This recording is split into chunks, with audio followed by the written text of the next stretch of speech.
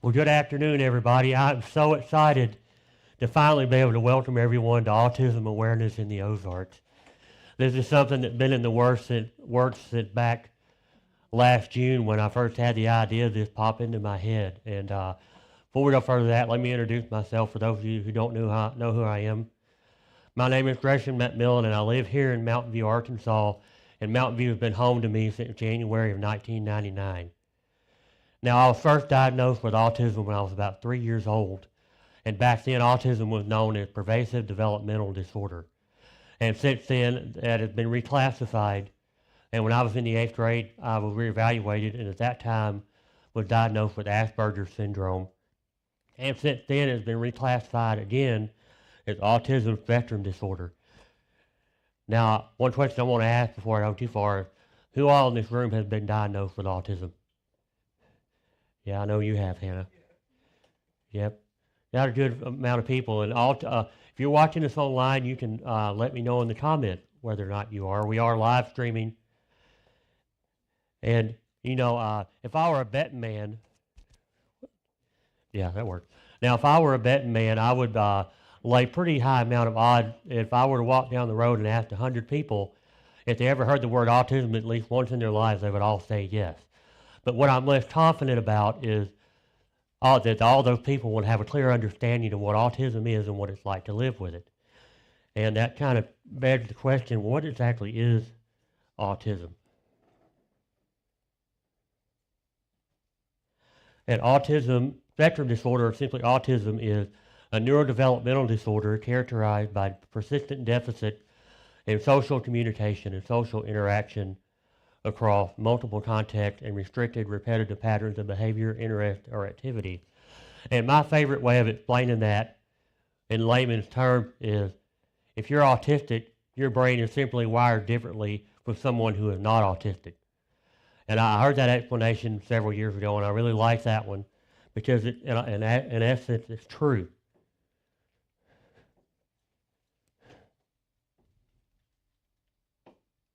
Now, there are many different signs of autism that have been defined over the years, and these are just some of those.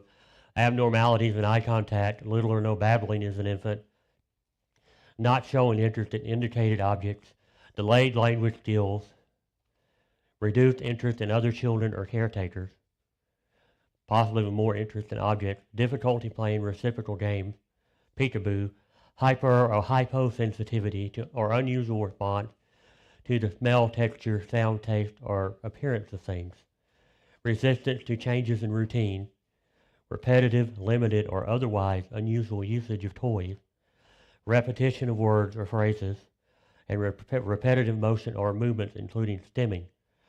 And a lot of those on that list I've struggled with as a young child. Some of them I still do. I was in my early teenage years before I got to where I can make eye contact with somebody. And it was a struggle, and some things I still struggle with. There are some social situations I get into that still make me kind of awkward. And as I said, it was autism spectrum disorder, and it is a spectrum. And you see these different things: social difficulties, communication, sensory processing, emotional regulation, rigid thinking, routines, black and white thinking, imagination, body language, literal thinking, special interest, and anxiety. And those are all in different severities across different people with autism. No two autistic people are exactly the same. They deal with different challenges as it goes on. And I'm a Christian, and I believe that God made us all for a specific purpose, whether or not he gave us the ability to speak or the ability to walk. And, the Lord blessed me with the ability to speak. Some autistic people are unable to, and people sometimes come to me and say, we're amazed that you feel so comfortable talking about your autism and this and that. Well, the Lord gave me the ability to speak, so I feel like I should speak on behalf of those in the autistic community who either struggle to or are unable to.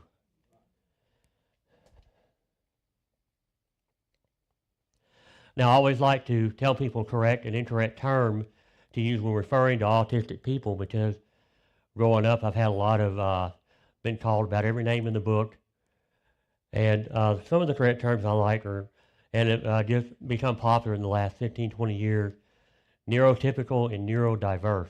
Because as I mentioned, if you're autistic, your brain is simply wired differently from someone who is not autistic. And also the reason I like these is because as I've grown older, I've grown to really dislike the word normal. And some people might not agree with me, but I've come to the conclusion, I've had the chance to travel to many different places, not just in the United States, but in the world, to Ireland, and I've had the chance to visit Poland and Egypt, and I've met a lot of different people from a lot of different backgrounds, and I've come to the conclusion that there's no such thing as a quote-unquote normal human being. We're all different and unique in our own special ways, and autistic is another correct way to refer to someone who has autistic. Incorrect ways, which I always ask people not to use, is slow, dumb, abnormal, and there are many more that I could list, but it would go on forever and ever. Retarded, there's a big difference in being autistic and mentally retarded. I remember, I was blessed to grow up with a mother who cared deeply about my well-being and me getting the assistance I needed, and she enrolled me in preschool in North Louisiana when I was about 4 years old, and I was going to be riding the bus back and forth to preschool, and she went to the head of transportation at the school district to request a bus aid, which the school was required to provide. And according to my mother, apparently, the head of transportation had never been asked to do that, had never been asked that request. And, my mic working? Yeah, okay. Had never been asked for that, and when my mom first started talking to him about it, she looked at my mom and said, well, what's wrong with him? Is he retarded or something? And I think he said that more out of ignorance rather than out of malice or being mean, because my mom, the way my mom talked, he never encountered that before. So Mom actually wound up taking me up there and letting him meet me. Now, I don't remember that because it's been so many years. But as I said, I was blessed with a mother who worked hard, and that means a lot when your parents are behind you and supporting you in whatever you want to do. And there were things I tried and I failed at. I remember when I was in middle school, I wanted to sign up for the band and learn to play the trumpet. And Mom let me try it, even though it wound up being a failure. We all fail once or twice. She let me try it. She cared enough to spend the money to put in the time to let me try it, even though she knew I might fail at it. And that's a great thing to have. Now, as you see on the cards, there's a lot of famous and well-known people who either were diagnosed as autistic or who are thought to have been autistic. And I put a few on here. Albert Einstein, Sir Isaac Newton. Albert Einstein was one of the most brilliant human beings to ever live. Sir Isaac Newton, Michelangelo, Mozart, and that really stuck out at me because I'm a musician myself. And the word America refers to, we got Dan Aykroyd, who's a very successful actor. Susan Boyle and Cody Lee were both autistic musicians who won Britain's Got Talent and America's Got Talent. And Alexis Weinman was an autistic lady who was Miss Montana and was the first autistic Miss America contestant. And so there's many, many people with autism who have gone on to do great things. And I've got a list here of do's and don'ts that you can remember when you're interacting with someone with autism, because every now and then I meet someone who is not sure, well, how do you interact with somebody who's autistic? Well, be understanding, be compassionate, be patient, and of course, ask questions. A lot of people think, well, should I ask him this or should I ask him that? With me, I always invite people to ask me questions, and the top rule up there is my number one is be kind. You know, I grew up as a Christian being taught the golden rule, do unto others as you would have them do unto you. And of course, where they're autistic, and they're automatically second guessed because of that word, and I don't want that to happen. And don't ask inappropriate questions either. Just try to think about what you say to them.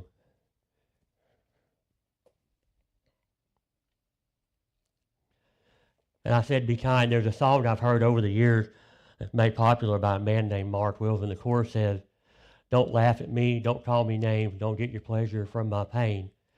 In God's eyes, we're all the same. One day we'll all have perfect wings, and don't laugh at me. And I love that song.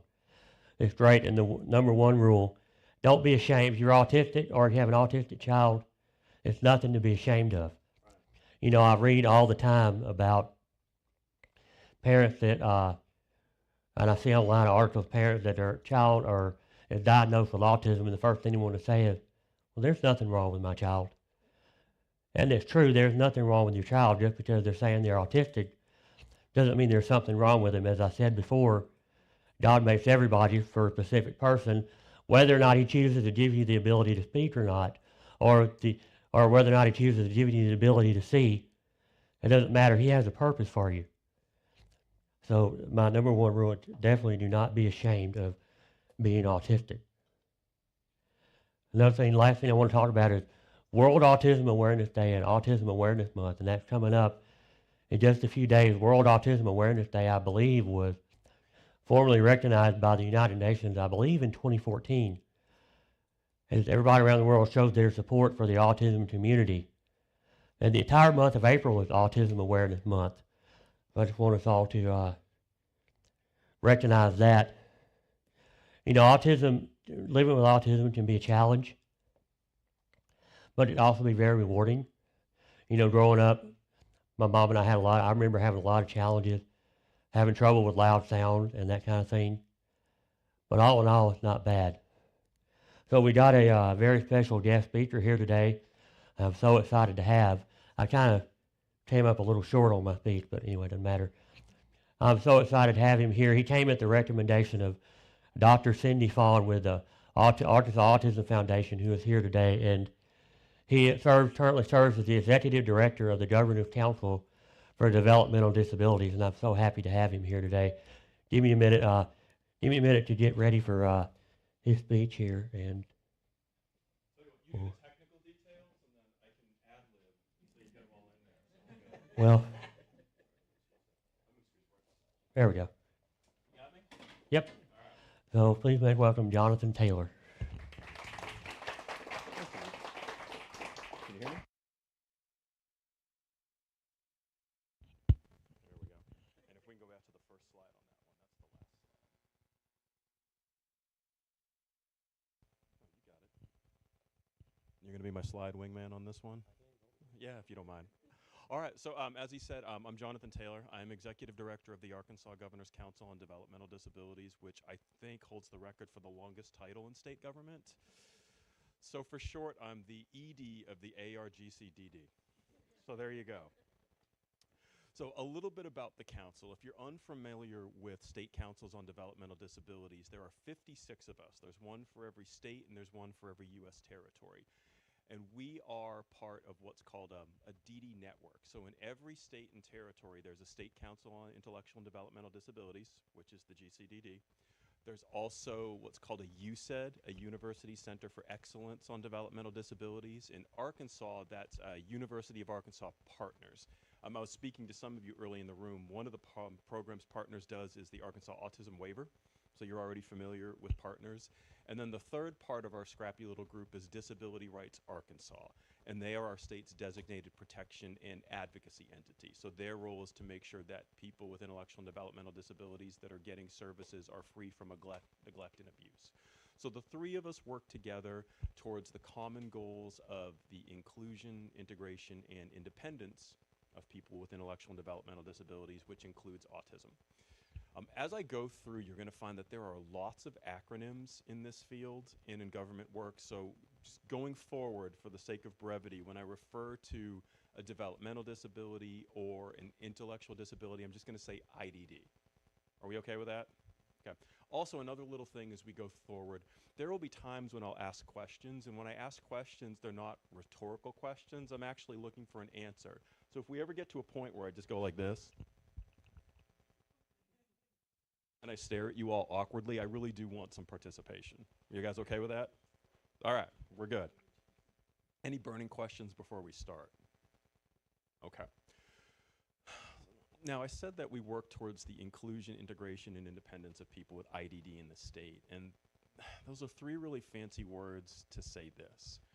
We envision a state where people with intellectual and developmental disabilities are able to live, play, worship, go to school, and go to work just like everybody else does, to the best of their ability in the least restrictive environment that they're capable of doing on their own terms. Now, I mentioned that we are talking about work, and he asked me here to come talk about employment. So that's what we're going to talk about. So when we talk about employment for people with disabilities, what I'm really talking about is the concept of competitive integrated employment. Has anybody ever heard that one? Okay, if you haven't, could you go to the next slide for me? Here's what it is. So when we talk about competitive integrated employment, the competitive part is not talking about are you competing for a job, all right? It's about the wages. So who here can tell me what the minimum wage is in Arkansas? Who said? $11 an hour. Very good. He's absolutely right. Just out of curiosity, in the states around Arkansas, is there anybody better than us in terms of minimum wage? Yes. Just one. Any guesses to which state that is that has higher than $11 an hour for minimum wage? Texas doesn't have a minimum wage. They're stuck to the federal, which is $7.25. It's Missouri. They're at $12.30 an hour right now. But so believe it or not, in the surrounding southern states, we actually have one of the better minimum wages. So that's a good thing for us. So that means a person with an IDD or a disability in general that has a job should be making at least minimum wage or the prevailing wage for the job that they're at. So if they go work to Walmart and they're paying $15 an hour, that person with disability should be making at least $15 an hour. Or if the job that they're being hired to is 18, they should be making that. It's a fairness of wage. Does that make sense? Awesome. When we talk about integrated, what I mean is that that person with disabilities is working alongside non-disabled peers. So sometimes when I get out in the community, I will go tour a business and they'll say, look, this is my roving team of janitors that's only people with autism. Or all my people in this team over here have Down syndrome. Okay. Partial clap for hiring people with disabilities, but boo on you for keeping them separate from everybody else. They need to have the opportunity to work alongside their non-disabled peers. They don't need to be segregated. Sometimes you hear that as sub-teaming or enclaving. So competitive, they're making the same pay as everybody else. Integrated, they're alongside everybody else. When I talk about employment, I'm talking about where does their paycheck come from? And you'll hear me talk about a program where some people were externally funded as they learned the basics of work. But if they work for, say, Walmart, their paycheck should say Walmart on there. So the Governor's Council on Developmental Disabilities, we're embedded within DFA, the Arkansas Department of Finance and Administration, which makes sense because I'm federally funded. I have lots of grants. I want the accountants to manage all that for me. That's not something I want to do. And I have somebody with an IDD that works with me, for me. Her name is Kim, and her paycheck says DFA on it, just like mine. So when you put these things together with competitive integrated employment, it means that they're doing real work for real pay with real people. Not busy work, not something just to make them feel better, but actual work where they're held accountable to the same standards as everybody else. That make sense? The philosophy is also known as employment first, where people with disabilities, particularly if they're receiving government services or support of any kind, employment should be the first and preferred option before they move into a supported living environment. Make sense? Awesome. Okay. So that all sounds really fancy. I can tell you that I didn't come into this field or into this job knowing anything about disability services. Many people in my position come from, either the social work world or they've worked specifically with people with intellectual and developmental disabilities. A lot of my peers are lawyers that did disability justice work. Not me. When I came into this, I didn't know a thing about competitive integrated employment. And so when I really stop and look back is how did I get from someone who didn't believe in disability hiring to somebody that embraced it, adopted it, to ultimately quitting a higher paying job to come and do this. It took a process of about 3 years. And then when I really look at it, it was my experiences with disability professionals, and that's Arkansas Rehab Services, Arkansas Workforce Services, and I will talk about them in depth. But then really it was 3 people with disabilities themselves that taught me the most. And so as we go through here, I'm going to go ahead and I'm going to share what I learned from them. And I'm also, I'm not ashamed to say it anymore, but really when I look back, every harmful stereotype, myth and misconception about people with disabilities that was out there, I probably had it. And it was, as I share this story, it's an opportunity. If you're like me, where you believed all those things too, sometimes hearing that somebody else felt that way yourself and went through it and had that change, it's a pathway for you to do it yourself. Some of you are more than likely already there. And you're like, yeah, we knew all this, John. Why did it take you 3 years to figure it out?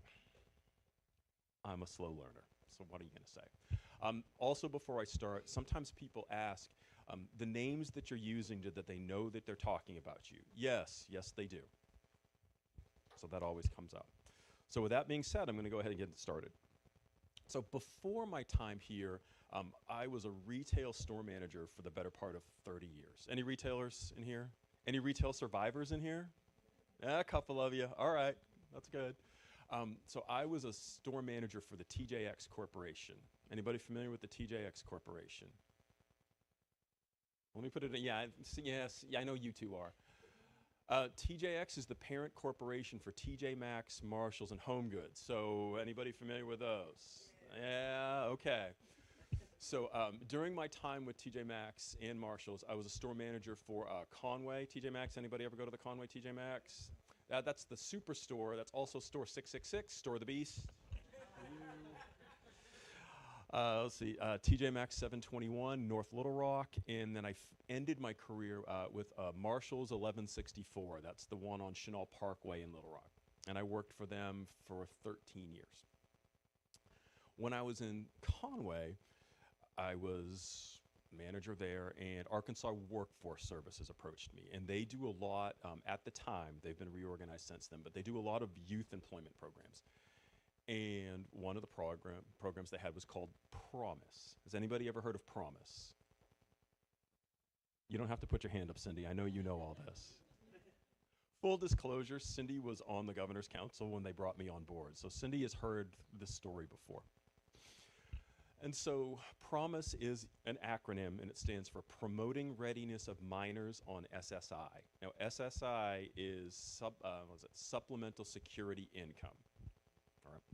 And so the point of this program, as they explained it to me, was what would happen if you took the most current generation of youth and people on SSI and introduced them to the world of work, with the hope to be, could we break them of the dependence on benefits by introducing them to the world of work? That was the premise of Promise. It was a grand experiment. And as part of that, they would take youth, put them in a participating employer, of which TJ Maxx Conway was, and could you teach them job skills and put them to work? I didn't hear any of that. Here's what I heard. Summer free youth program. I said, I'm going to get so much done, and I'm going to actually make my payroll targets this summer. It's going to be fantastic. So I had 50 young people that came to me right after school ended in May, and I thought, I'm going to get so much done. And I was so wrong. So wrong. I lost every single one of those students in 2 months. And this is in no particular order, but I lost them to insubordination, sexual harassment, and theft. So I went through 50 young people and about 10 work coaches in 60 days. So it was a 100% fail rate. But we learned a lot from that summer. And so after that summer, I was invited to the WIOA Partners Conference. Anybody know what WIOA is? It's another acronym. Workforce Innovation Opportunity Act. It's a federal program that consolidates lots of different programs, but really the focus is, how do you put people to work that are traditionally underemployed? So that, included people with disabilities. And so at that WIOA Partners meeting, they came back, and all of the participating Promise participants and employers, what did you learn? Well, we learned an awful lot that these young people had absolutely no concept of what work was going to look like when they walked in the door. So I'm about to start asking you actual questions. Here we go. So when I say the world of work, how many of you here had parents that worked? Okay, keep your hands up. What about grandparents that worked? Okay, you can put your hands down. Thank you. So before you went off to your first job, what are some sage bits of wisdom or advice that you were given before you went to your first day of work? Show up on time. Okay, good. Wear appropriate clothing. Good. What else? Remember your manners. Yep. Anything else? Listen. Thank you. Yeah, one of my favorite ones was never tell your boss that you're bored because they'll find something for you to do. Which is true. But, all this like show up on time, be respectful, right? Yes, your boss gets to tell you what to do. It says it right there on their name tag. Little things like that. You, even before you went to your first job, were even accustomed to the concept of somebody that I care about is going to be gone for an extended period of time, right? They're gone maybe before I get up, and then they come back in the afternoon, and they're complaining about this nebulous person, the boss, and then after a little while, they settle down, and then you're your parent again. So you had some understanding by the time you were a teenager before you went to that first job. The participants in Promise had none of that. Because what we found was is that many of these young people, with and without disabilities in the program, even though they were recipients of SSI, so were their parents, so were their grandparents. I had a couple participants where they had gone back 4 generations of dependence on SSI. So there was just no concept of what work was. And so that's why we failed, because we had no idea what we were getting into. So between what we learned in WIOA and some, classes in between, when I participated in the second summer, because I failed one year, but I sure as heck wasn't going to fail 2 years in a row. That wasn't going to happen. We spent a lot more time not talking about what we wanted, but we spent about more time talking about why we wanted it. So why do you show up on time? Well, if you work at TJ Maxx and we tell you to show up at 7 o'clock, it's because the truck's there at 7. I need you all there, and I need as many hands on deck as possible to unload that thing before we send it off to the next store, which was usually Little Rock, right? Well, why do I have to be there at 9:30? Well, because we open the doors to the public at 9:30, and we need enough people on hand. Why do I have to be nice to customers? Because without them, you don't get a paycheck. You ever put that together? Where does your paycheck come from? People will sometimes like, oh, it comes from the comptroller, it comes from the payroll department. No, it comes from your customers. So once we were able to equate, why we wanted something with the what, we had a lot more success. You ever hear the expression, you've got to slow down to speed up? We were learning that in real time. Explain what you want and why you want it, and it got a lot better. So I had 30 participants, kept half of them. So I went from 0 success to 50%. Still wasn't happy about it, but at least that was something. Well, then I left the Store of the Beast to go to North Little Rock, Store 721, and I brought the program with me. And so that's really where the first real story I have begins.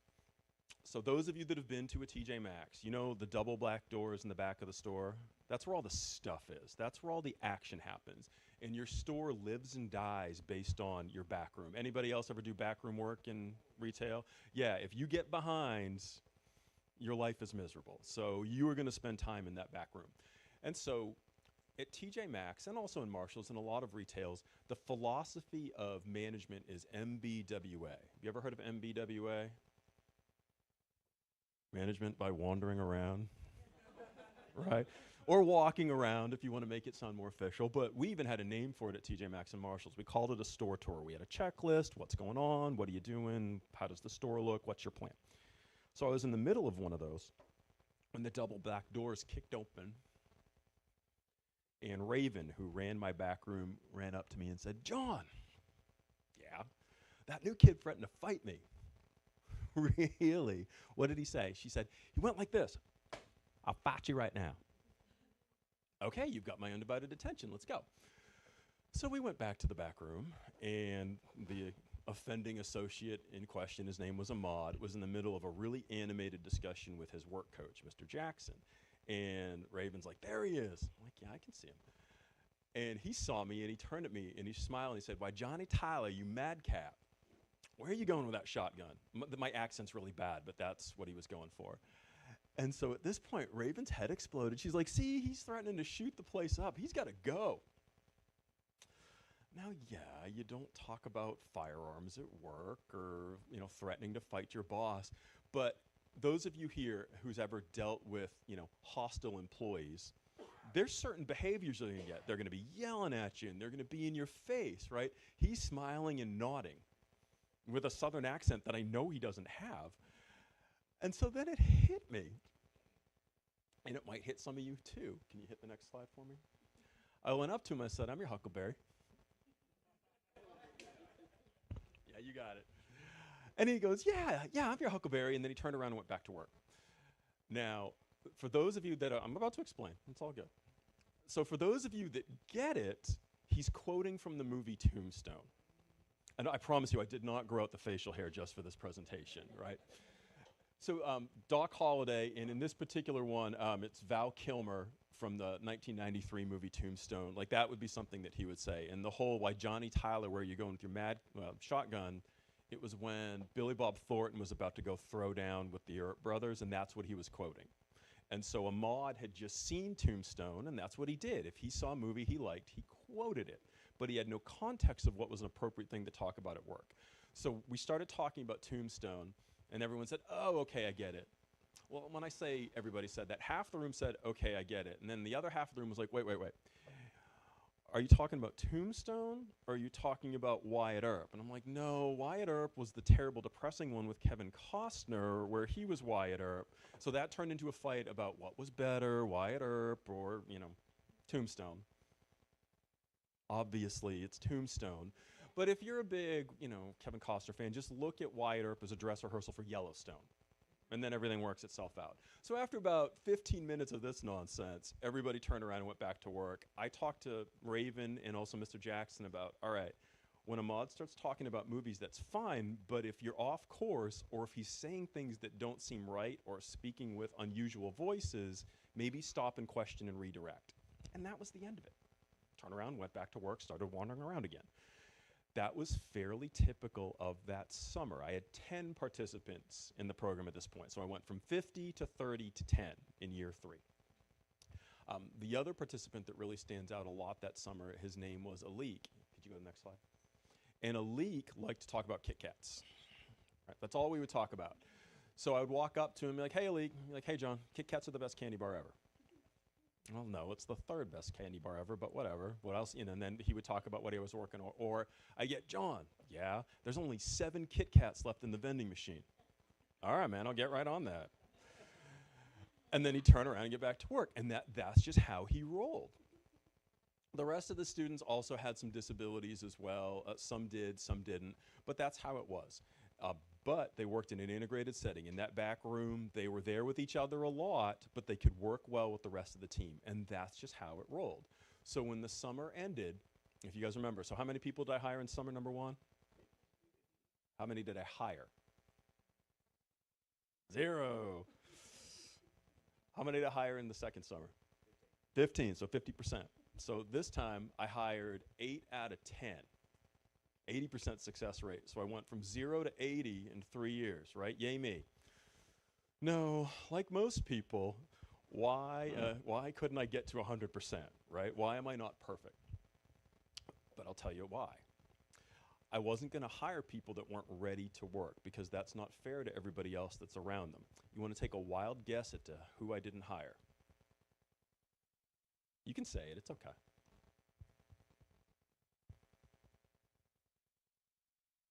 Alik and Ahmad, or Doc Holliday and Kit Kat. They weren't ready. And that's an important thing to remember, and I run into this a lot with employers. They're afraid that, well, if I interview somebody with a disability, I have to hire them, right? No. Well, after I hire them, do I have to keep them? Not if they can't do the job. In the instance with Alik and Ahmad, if I had offered them a regular job, a full offer of employment, they still needed entirely too much support from Mr. Jackson, and I still would get too much behavioral variation between the two of them. So they weren't ready. So it wouldn't be fair to them because maybe they'd make it a couple months and they'd let them go. That's not good for anybody, but it also wouldn't be fair to the supervisors that had to spend way too much time with them. So at that point, they just weren't there. And so that ended the summer of Tombstone. So the April of the next year, I got a phone call from Workforce Services, and I said, hey, what's up? And they're like, hey, we're doing Promise again. You want to participate? Yeah, bring it. And she got really quiet. And I said, are you still there? She said, yeah. I said, well, she's like, well, you're the only one that wants to participate so far. So at that point, at least in the North Little Rock area, I was the only participating employer still standing. But to me, it wasn't that big of a deal. We had figured it out. And she said, okay, we're going to start again in May. I said, great. And she said, I'm like, what? She's like, well, Alik and Ahmad and Mr. Jackson want to come back too. All right, I don't care. It's fine with me. She said, really? Yeah. Why are we still talking? I got a million things to do. She said, okay, I'll see you in May. So then I went and I told my management team and said, okay, we're bringing back Promise again. They're like, okay. And I said, Alik, Ahmad, and Mr. Jackson are coming back. And I go, ugh. What? And so I would get responses that went like this. If you could go to the next slide for me. I'd get a stomp sometimes like this, and I'd get, I'll fight you right now. Or I would get some of my managers to say, I'm your huckleberry. And I said, okay, what is it really? And I would get excuses along these lines. So the first one was this. Well, they're still bringing Mr. Jackson with them, and they still need their work coach. Yeah, so they're allowed to have an accommodation under the ADA. That's number one. And then number two, let's see what happens. You have to remember the other 8 participants also had a work coach, and by the end of the summer, they were okay. And in this instance, by maybe the first month, Alik and Ahmad didn't need Mr. Jackson anymore. Mr. Jackson's job at that point was if they had a behavioral escalation that I couldn't resolve or Raven couldn't resolve, Jackson was there. Other than that, he was either watching Tombstone, because I had a copy of it in the break room at that point, or he was counting Kit Kats for me. And I had 2 rows of Kit Kats that summer in the vending machine, which was fantastic. True story. If you wanted to have Kit Kats, I'm going to get him Kit Kats. But just because you have a work coach doesn't mean that you're not ready to work. It just means you need some extra support. That's what Access Accommodations is. So after about a month, Raven had him under control. So it was fine. Number 2, I would sometimes get, well, they only work well together. Okay, that's true. However, they went to school together.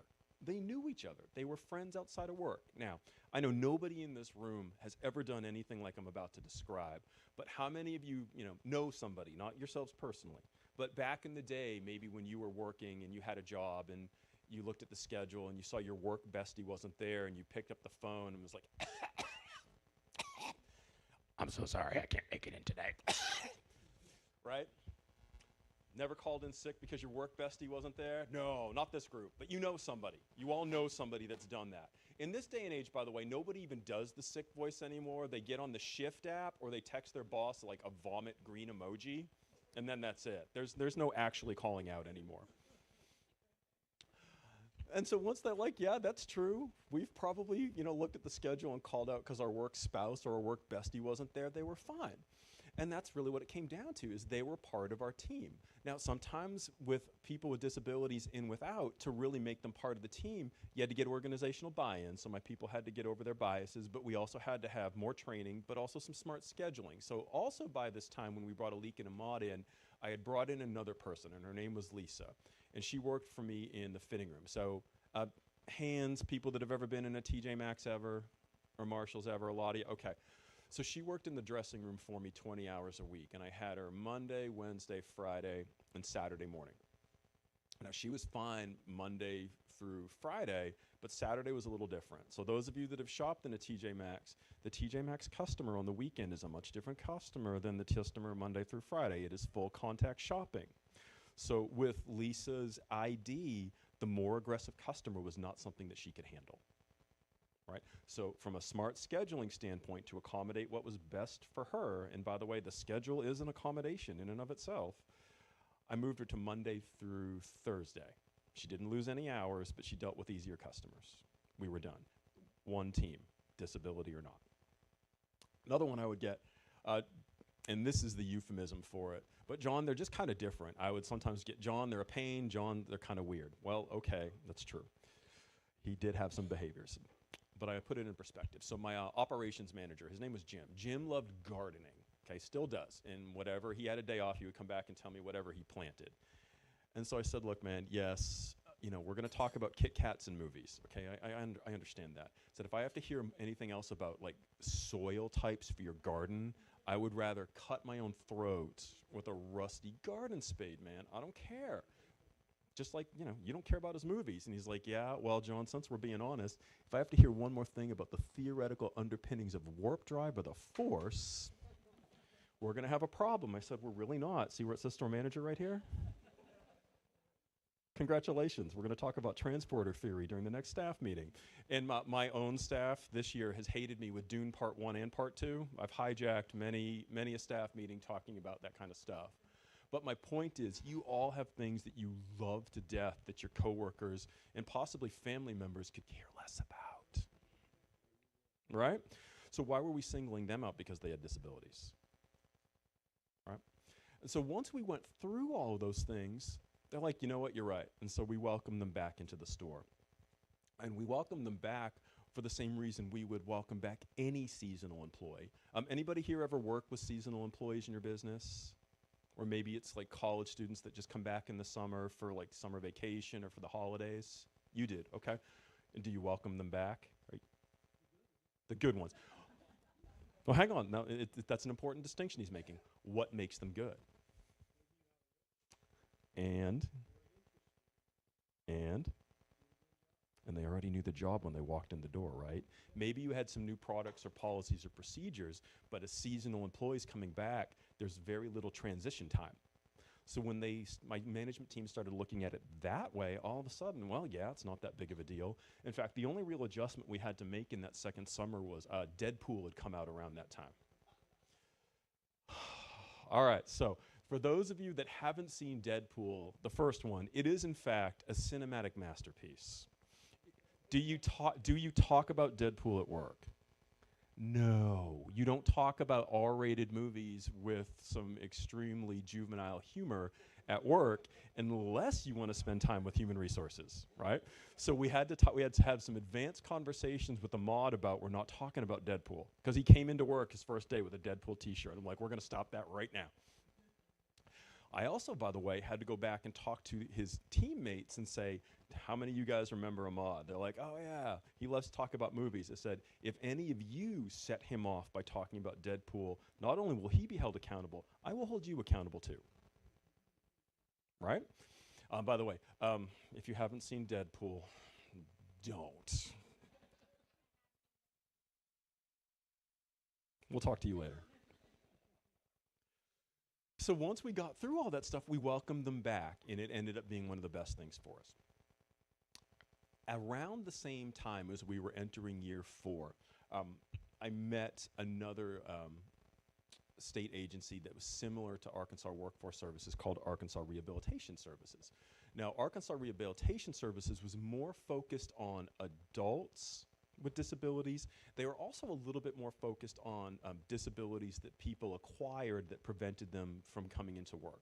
But for the most part, same mission as Workforce Services. How do you take people with disabilities and bring them back into the workforce? And so they came to us and they said, hey, we're here, you actually have made it 4 summers with promise. Yeah, they're like, you're one of the only ones, yay for me. Okay. How do you feel about adults? The same way I feel about youth. If they can show up to work on time and do the job, I don't really care. They said, okay. So they put us through more training, including some specialized disability etiquette. Has anybody here ever gone through disability etiquette at work? You have? Okay. What are some things you guys have learned? Just throw one out.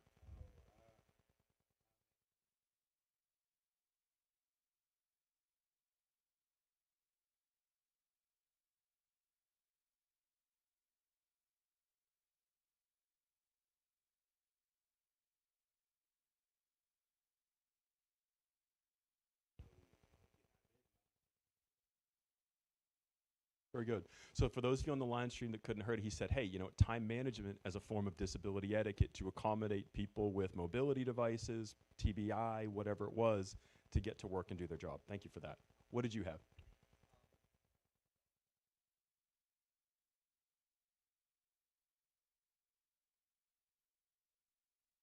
Okay. For those of you that didn't hear it, he said, don't draw too much attention to their disability. That's true. So I can give you some examples of that. You see somebody in a wheelchair. Do you automatically walk up and push their wheelchair for them? Okay, no, you don't. Why? One, they didn't ask you to, and two, it's an extension of their person at that point, right? You accidentally and you go hit the handle or you hit something and maybe they're doing a wheelie because you don't know what you're doing. So you ask. It's the same thing with somebody has a walker, whether it's a front or back one. Some other ones I talked about, somebody's blind. Do you go up and grab their arm? No, because number one, they can't see you coming, right? You're going to probably scare the heck out of them. You go up and you just ask, do you need me? Do you need any assistance? This is all the way down to service dogs. Do you walk up to a service dog and pet it? No, it's working. So little things like that, they gave us a little more elements to it. And by the way, disability etiquette, it wasn't just about working well with people with disabilities in your store team. It was about working with the public as well. I'm like, oh, wow, we've made a lot of people mad with what we thought was well-meaning behavior. So they did a little more training with us. They screened their applicants for us a little bit, and they said, okay, we're going to send you one. We're going to see how you do. So I had my first applicant, and her name was Pam Helms. Anybody here ever do interviews or responsible for hiring in your career? Couple of you? Okay. There's always those one or two interviews that you've had in your career that you remember to this day because they were great. You know, they show up on time, and they're dressed appropriately, and they act professionally, and it's a good interview. And Pam was one of those for me. This was 2015, 2016. And it was great. So she came in and she was articulate and she was bubbly, but she was also super high energy. And towards the end of the interview, I thought, okay, she's really high energy. And so I said, Pam, she said, yeah, you're really high energy. She's like, I know, isn't it great? I'm like, yeah, but can you bring it down? She's like, yeah. I said, how are we going to do that? She said, John, you told me to bring it down. I'm going to bring it down. Okay. Took her at her word, and so I hired her. And she was great. She worked hard, she worked well with others, she picked things up quickly, and she worked as many hours as she could based on her benefits. And by the way, managing workable hours with benefit limits is we can talk about that next year if I come. So yeah, that's a whole other conversation. But she was great until she wasn't. So I mentioned Jim, my gardening loving assistant manager. He paged me to the front of the building one morning, and he's like, John, get your butt up here. Okay. Ran up there. So he's kneeling on the ground next to Pam, and Pam was on the floor, cold sweat, panting, and he and I were about to call an ambulance, and I was yelling at him, like, why are you calling me and you haven't called 911? He's like, well, she said not to. And so she goes just like this, including this voice. She's like, nah, guys, I'm good. I had a medication change. I'll be fine. I'll just get on the bus and go home. Okay. You're not getting on the bus, though, so Jim took her home, and she came back the next day, and she was basically fine in terms of she was productive and showed up to work on time and did the things that she was supposed to, but happy, bubbly, outgoing Pam was gone. It was a very flat, very calm personality. Now, she was customer-facing, cashier, dressing room, and if you work in any sort of customer service environment, bubbly, outgoing people are the best, right? Because you just don't have to worry about it. And if you've ever worked in retail or service, you've all got that one person where you're like, oh my gosh, what are they going to do to make customers mad today, right? That was not Pam. She was great, but she couldn't deal with the public as well as she was. So Jim, who having been through all the same training about access and accommodations as I did, said, all right, let's do something different. Let's bring you on the morning side. So the morning side at TJ Maxx is markdown. So markdowns, for those of you that don't know, those are TJ Maxx things with those little red and yellow labels on them where it's like less, they're a pain because you've got to scan everything to find it. And then, half the time your markdown team will put the labels on upside down and it's a pain. Pam loved it. Loved it. She loved scanning stuff. She loved being there early. She was fast. She cleaned up after herself, and it was fantastic. She was also really good in the back room, too. She loved unloading trucks. She loved working on the materials and the products. It was fantastic. So that medication change ended up being one of the best things for us as a group operationally. She loved the operation side of it. Now, if she was having a good medication day and she wanted to be customer facing, sure, whatever, you can come in and do that, but she much preferred operations, and she became indispensable on that side. And I mean indispensable, she was a part-time person, but I let her all but run markdowns. Now, I'll also say this. TJ Maxx, as far as retailers go, was generally pretty good to us. except in December. Not so much in December. You're working 5, 6, 7 days a week. You know, you're there until 1 o'clock in the morning. And then when you think it's finally over, Christmas is past, you're going to get a break. No. The weekend after New Year's is when we do inventory. That's when we have to scan everything that's left. And inventory is at 4 in the morning on a Sunday. That particular year, and some of you might remember this, there was a freak Saturday night snowstorm. Yeah, and so she called me, and she's like, John, my cab's, he has already told me he's not coming to get me. I'm not going to make it. No. So I drove and got her at 3 o'clock in the morning. I drove in ice and snow. You can probably tell from my accent I did not grow up down here. I'm from New England. We're used to doing 70 miles an hour backwards in snow. That's just how we roll in the Northeast. So I went and picked her up, I got her, and I set her loose on inventory. I sat back and drank coffee, ate donuts, and watched the computer screen on my inventory progress, and I just let her do whatever she was. That's what I mean by indispensable. Part-time person with a disability. She could do the job. I didn't care. And so at that point, after we all had a little rest, my store team and I really kind of sat back and reflected on this hiring people with disabilities thing. When I went to the North Little Rock store, I was sent there with a very specific mission, which was to clean house. It was considered a broken store. My first year there, my attrition was 127%, which means I fired 1.25 person that was in that store.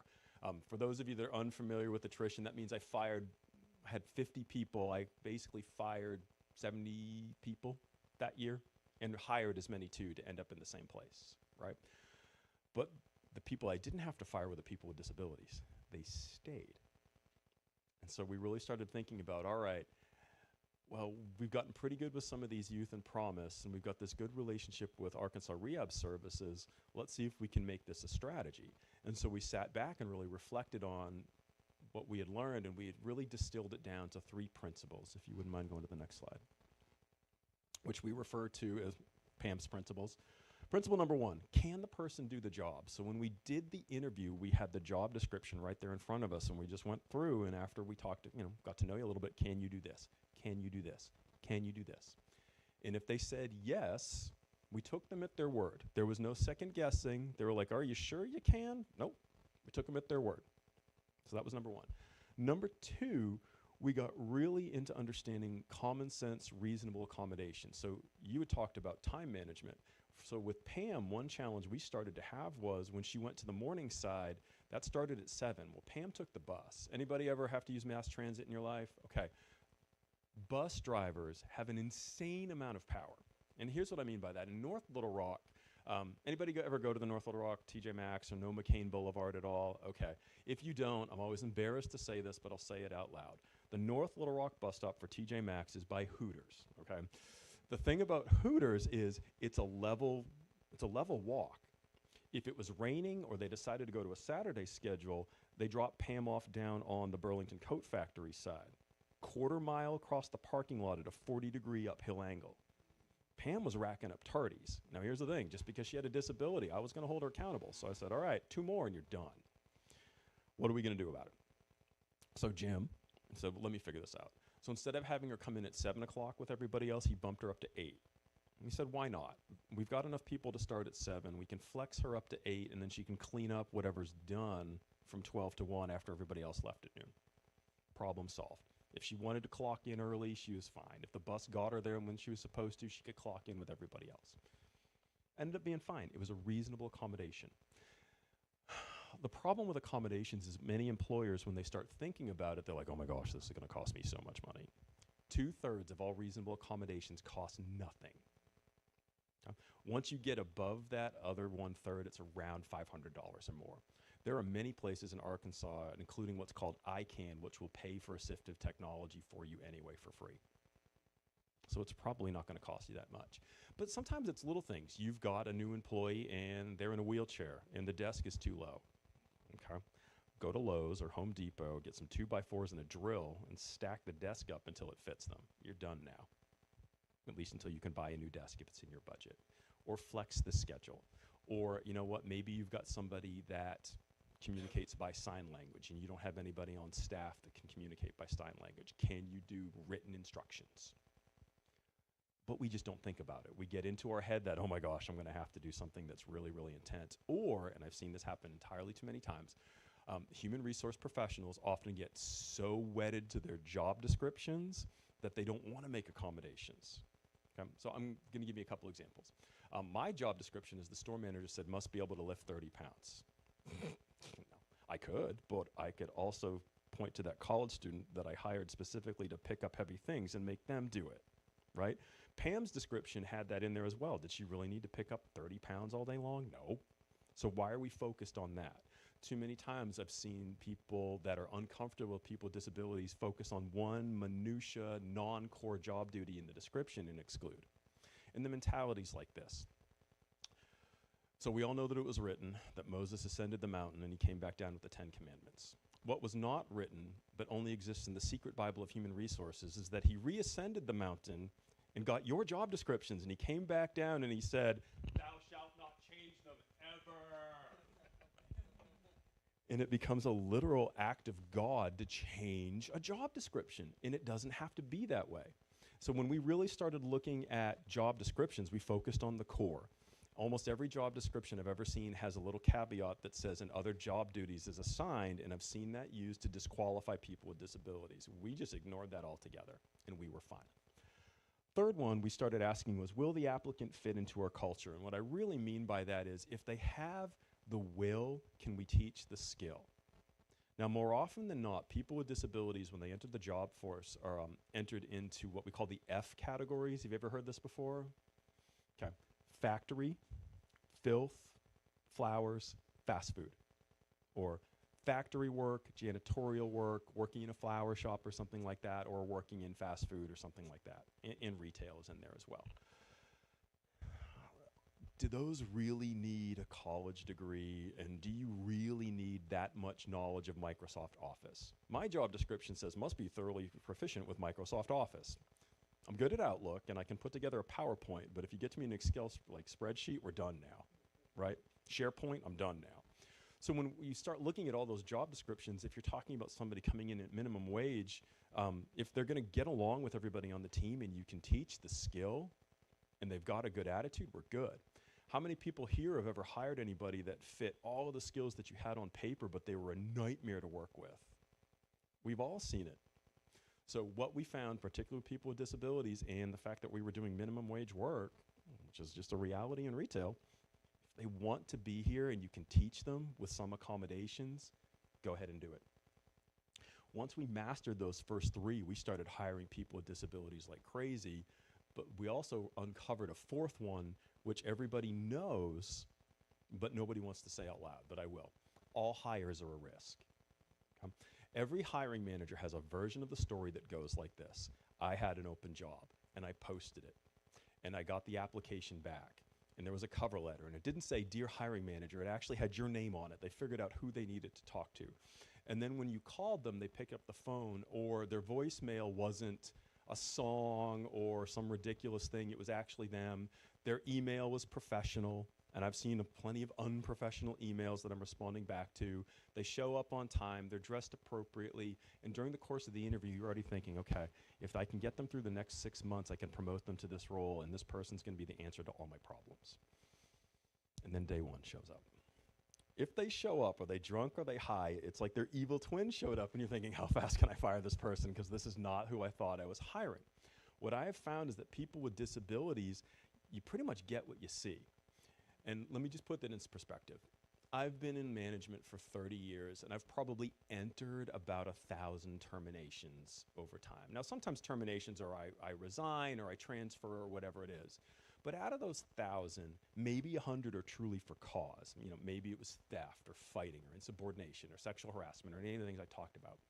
Out of those 100, only one was a person with disabilities. And I did everything I could to save her from herself. Everything. It didn't work out, but we did everything we could.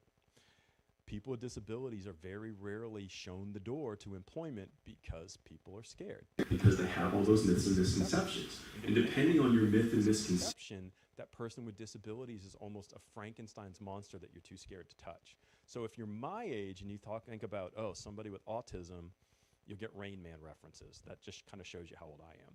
I will also tell you that references have changed a lot over the years. If you go to my kids' generation, they're all in their 20s. They'll tend to refer to Sam from Atypical.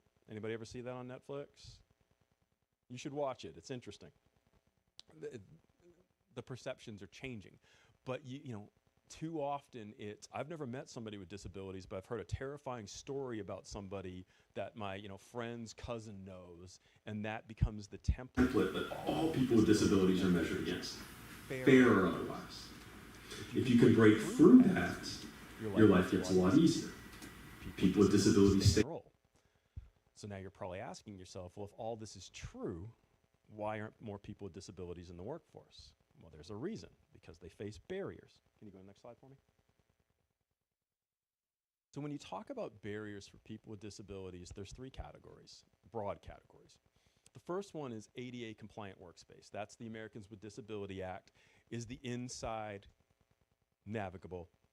So you ever go to some places like early in the morning, like right when they open the door, some stores, and they're walking around with a yardstick like this?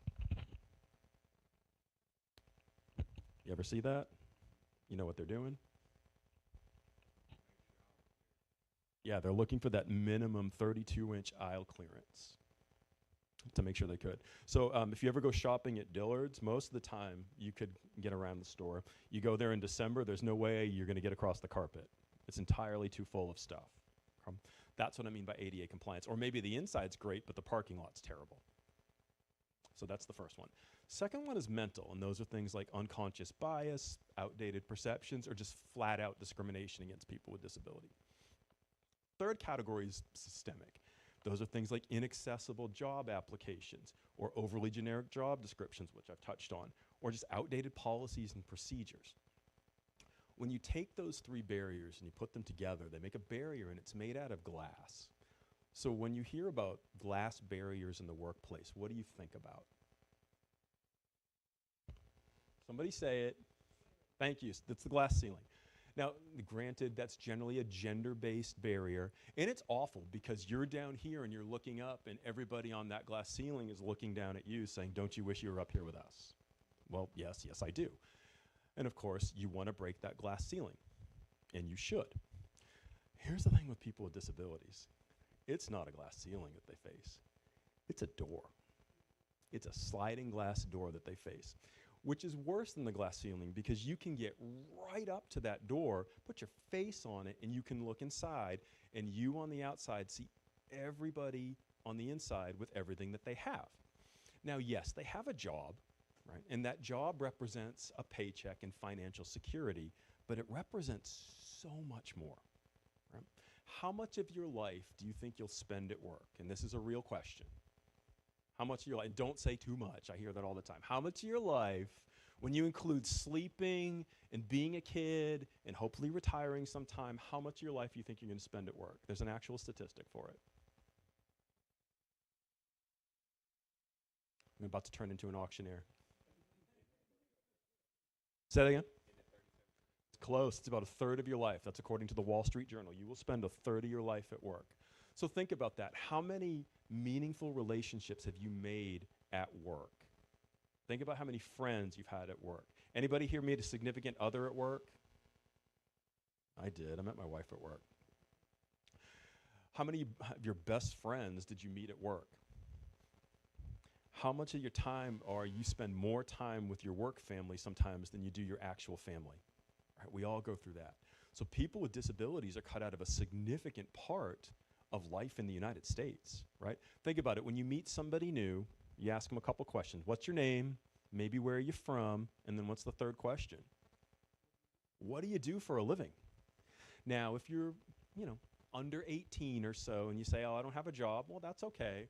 And then if you're retirement age, whatever that even is or even means anymore, but for the sake of demographics, let's say 18 to 64, if your answer is, "I don't work," the response is, "What's wrong with you? You must be lazy. What's wrong with you?" Right? And people with disabilities, more often than not, are underrepresented in the workforce. In fact, Arkansas has the third worst disability participation for workforce participation in the country. We are third from the bottom. And if you took out Washington, D.C., we'd be second from the bottom. Yet we have one of the highest populations of people with disability in the country. So there's about a 34% gap between people with disabilities in the workforce and their non-disabled peers in this state. It's a huge gap to bridge. And the only way we're going to be able to do that is to find a way to open that glass door to employment and let people with disabilities in. Now, when I do this presentation to employers, my challenge to them is this: can you find a way to open the glass door and let one person in and see what happens? Could you go to the next slide for me? And when I say open the door and let them in, it's not just do it to feel good about yourself. Hiring people with disabilities isn't charity. There's a business case to doing it. So when you open that door and you let the right person in, here's a couple things to consider. When you have to hire somebody new, that's about a third of their average salary to replace them. And what I mean is this: let's say you're hiring for a job that costs $30,000 a year. It's going to take about $10,000 to replace that person. And here's what I mean by that. Somebody has to post the job, do the interview, somebody has to do the training, right? And so that $10,000 isn't just that person's salary, it's the person that posted the job, did the interview, and how many people are involved in their training. It's even higher when you get up to mid and entry level. If you were to take a high level executive, it's about 50% between the job hunt and the training and all of that. So if you could find a way to reduce your attrition and turnover, that's a real cost savings to a company. Employees with disability have an average attrition rate after 1 year of 15%. So that means a person with disability, once they're able to find a job and stay there for a year or more, they stay 85% of the time. On the flip side, and this is pre-COVID, I don't have all the numbers for everything these days, but fast food, retail, and hospitality, the attrition is 50, 60, and 59%. So they leave half the time. People with disabilities stay 85% of the time. There's a real incentive to let them stay. And statistically, people with disabilities stay longer because few people open the door to employment for them.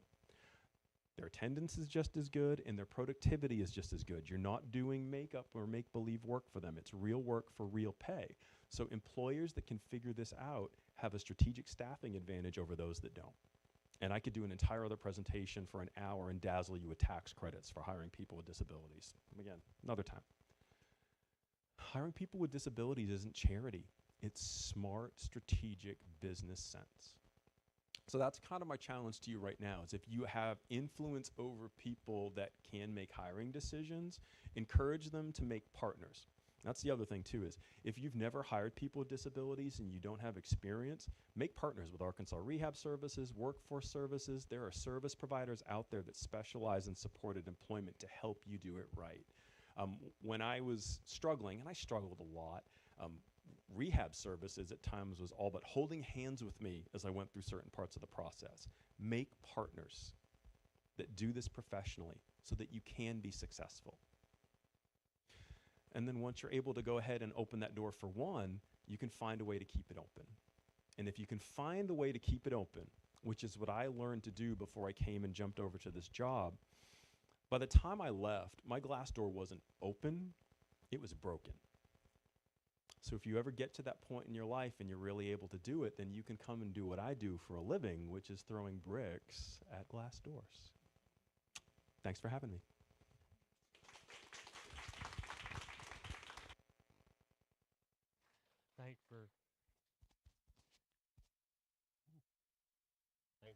Thanks for coming today, John. Anytime.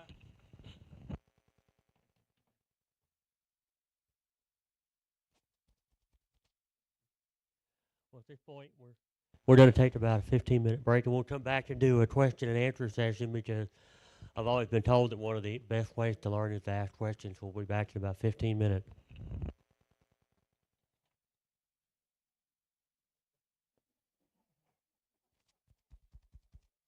Check, check.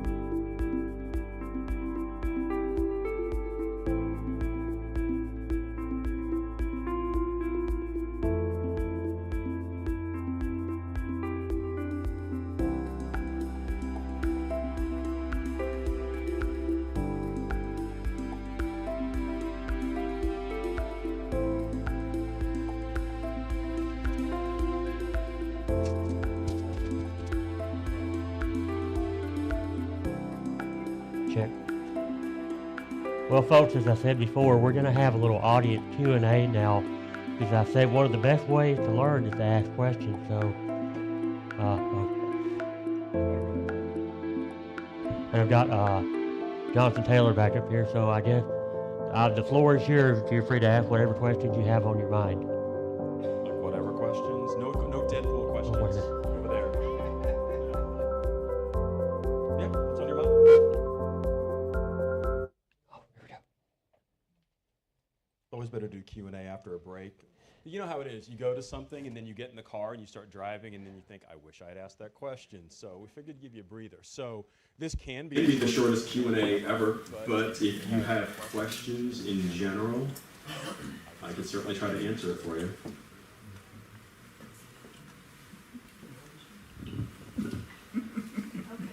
Please.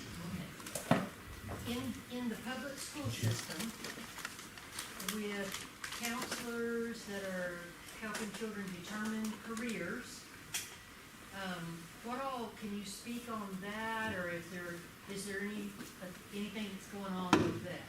Okay, I can talk about a couple things about specifically Arkansas Rehabilitation Services. That tends to be more a niche I can talk about for a couple reasons. Number one, I was, until my term expired in February, I was chair of the Arkansas State Rehabilitation Council, which has oversight over vocational rehabilitation. So when I say vocational rehabilitation, do you guys know what I'm talking about? Some of you do, some of you don't. All right. So this is part of the Rehab Services Administration, which was part of the Rehabilitation Services Act of 1973, is a federal agency that's designed to help people with disabilities enter the workforce or re-enter the workforce in the event of injury. So that's their entire mission. Now, right now, there's a lot of up and down in Washington about where is RSA going to be housed. They were housed in the Department of Education, which is in the, well, let's say, a period of flux. Let's just put it at that point. So at one point, RSA was going to move to ACL, the Administration on Community Living, under HHS. Well, that got reorganized on Thursday.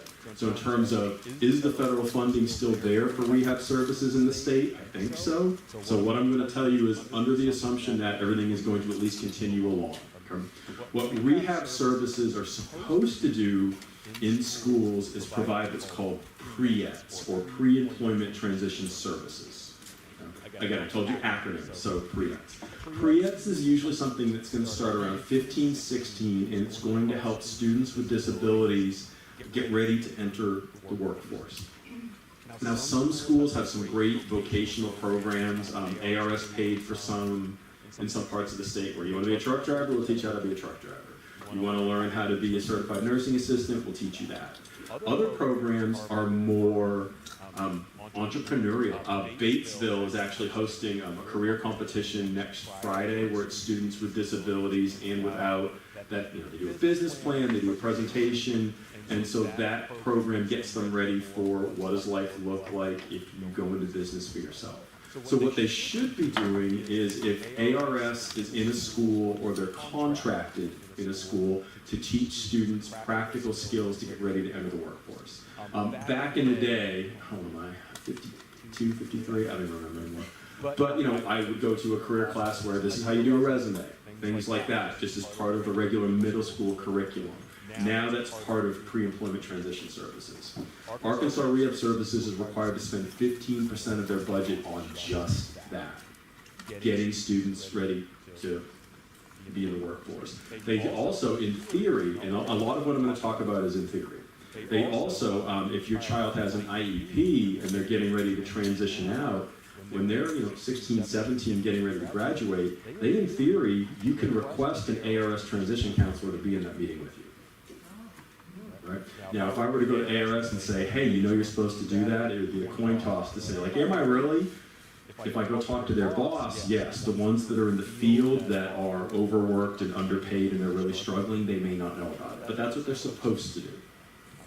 I will say, Arkansas Rehab Services, if you've been watching the governor's pay plan announcement, Voc Rehab was part of that to try to pay the counselors more so that they'll stay. because that's one of the biggest challenges is just around staffing. So in terms of what are they supposed to be doing, ARS, whether they're in a high school themselves or they've subcontracted it out to like Easter Seals or Arkansas Support Network or Myers Davis Counseling Services, which is the one that does the career competition in Batesville, to teach them skills to get them ready to transition out of high school into the world of work. I won't call it the real world. High school is just as much part of the real world as anything else, but how do you transition from school to employment? What does post-educational life look like? Another thing to remember too is if you've got a student with disabilities in Arkansas, they can stay in high school until they're 22. If they need the supports, right? But again, it turns into, there was a lot, I had no idea. So much of what I hear whenever I go out and do, seminars like this, conferences, listening sessions, is that you have a lot of rights as parents, but also as people with disabilities yourself, that we don't exercise because we don't know. Right? Well, it's kind of, I was having a discussion earlier was, all right, if you've got a really young student about to enter school, they're about to enter kindergarten, that first IEP meeting is crucial because that's going to set the tone for K through 12. It's like, hey, you know what? I need a para support in kindergarten. Well, like, my school district can't afford that. It's not my problem. That's a you problem. And that's always hard to have that discussion, but if they get the support in K, well then by the time they get to say, 10th grade, and you've brought your transition counselor from ARS along with them, you're setting them up for success. And that's certainly one thing I see a lot where if you don't start engaging those pre-employment transition professionals until they're like a senior in high school, you're going to have a couple-year lag, and then they're going to graduate, and they might be at home on the couch for a year or two until those services really get going. So what I would encourage those of you that are out there, if you've got that middle school age child or they're about to get there, start to get to know your ARS services, enlist and roll up to be a counselor, to get counseling services so that you can start making that happen. Is it perfect every time? No. Do you have to probably advocate for yourself more than you should? Yeah. Around here, You do. It's not just here. well, I know not around here. Yeah, and just to put it in perspective, I spend a lot of time trying not to be in Little Rock. I do spend, and again, so it's legislative session, so I live at the Capitol right now. But this year we've been to Mena, we've been to Helena, West Helena. I mean, we're trying to get to the small, vital communities across the state where we can hear what you're experiencing, and we hear the same things. It's like, well, ARS has one person for my entire school district. How am I going to make that work? Well, the commissioner if he doesn't really know that or doesn't hear it, he can't fix it. So then I take what I hear and I go back and just say, hey, you know what? Get ready to get a lot of requests for transition counselors because I just told them that those were right when I was in Mountain Home. Mountain View, second time I've done that today. Forgive me. Does that answer your question? That sure helps. Okay. What else? Along the same lines, I'm sure those same protections are in place for homeschool families, correct? Like our family's a homeschool family. Our son was not denied speech, but we had to go through a little bit more red tape to Sure. get everything set up. Yeah, no, you should be able to go to, hey, your homeschool, and how's your son? He's 12. Yeah, he's 12. It's like, they might tell you, okay, come back when he's 14 to 16 Yeah. with ARS, but at least get to know who that person is, where's that office. And usually those offices, they share it with workforce services. So you might even see AWS and ARS in the same office. Okay. And just make sure that you say, hey, you know what, I want to start talking about pre-employment transition. Who do I need to talk to, and how old does he have to be? And just get ready. And just say, hey, get ready. I'll see you in 2 years. And that's okay. And then if you're getting waiver services, that might already be something that you can start talking to them about as well. All right. Thank you. Yes, sir. I didn't want to start go off topic and start a long separate side discussion. I was curious, what is everybody's favorite book or movie related to autism? And I'll go first and say my favorite is The Curious Incident of the Dog in the Nighttime. Okay. If you're looking for an entry point about autism and disability, particularly into the world of employment, no greatness without goodness. Nogwalk for short. That was by Randy Lewis. He was the COO of Walgreens, and his son Austin had autism. Still does. And so a lot of the things that I talk about in terms of business best practices He built them himself. Randy's been to Arkansas a couple times, and one of the things that he did was he made the Walgreens distribution centers. I think he had about a 15 to 30% staff rating of people with disabilities. Like, come in there, learn how to do it, and we'll give you permanent employment if you work out. And that was the whole thing. A lot of times families would go to be part of their kind of apprenticeship program to see, is it going to work out? If you look it up online, if you look up Nogwog online, he's got all sorts of videos about it. But even his, I forget her name, but his senior HR manager that worked there had cerebral palsy, super smart, but had, if you've ever watched an adult with, or a young person with cerebral palsy walk, it looks really awkward. Angie, that's her name. Angie, and she refers to it as her sexy walk, and she talks about it in a video. But she's like, all right, many people would not give me the time of day, but she's like, I am just as smart as anybody else. And so he built that inclusive culture where it was, you got to do real work, but also we would accommodate behaviors. And he talks about, there was a young man that worked for him there. And if you've ever watched a distribution center, stuff's coming down the line at high speed, and whenever he saw something purple come down there, he'd like break into dance. And so his coworkers were like, well, that's just weird. Why is he dancing? And he's like, okay, yeah, he's dancing, but is he less productive because he's dancing? No. Get over it. So that would be my book that I would really focus on. No greatness without goodness. Okay. By Randy Lewis. Thank you. Mm-hmm.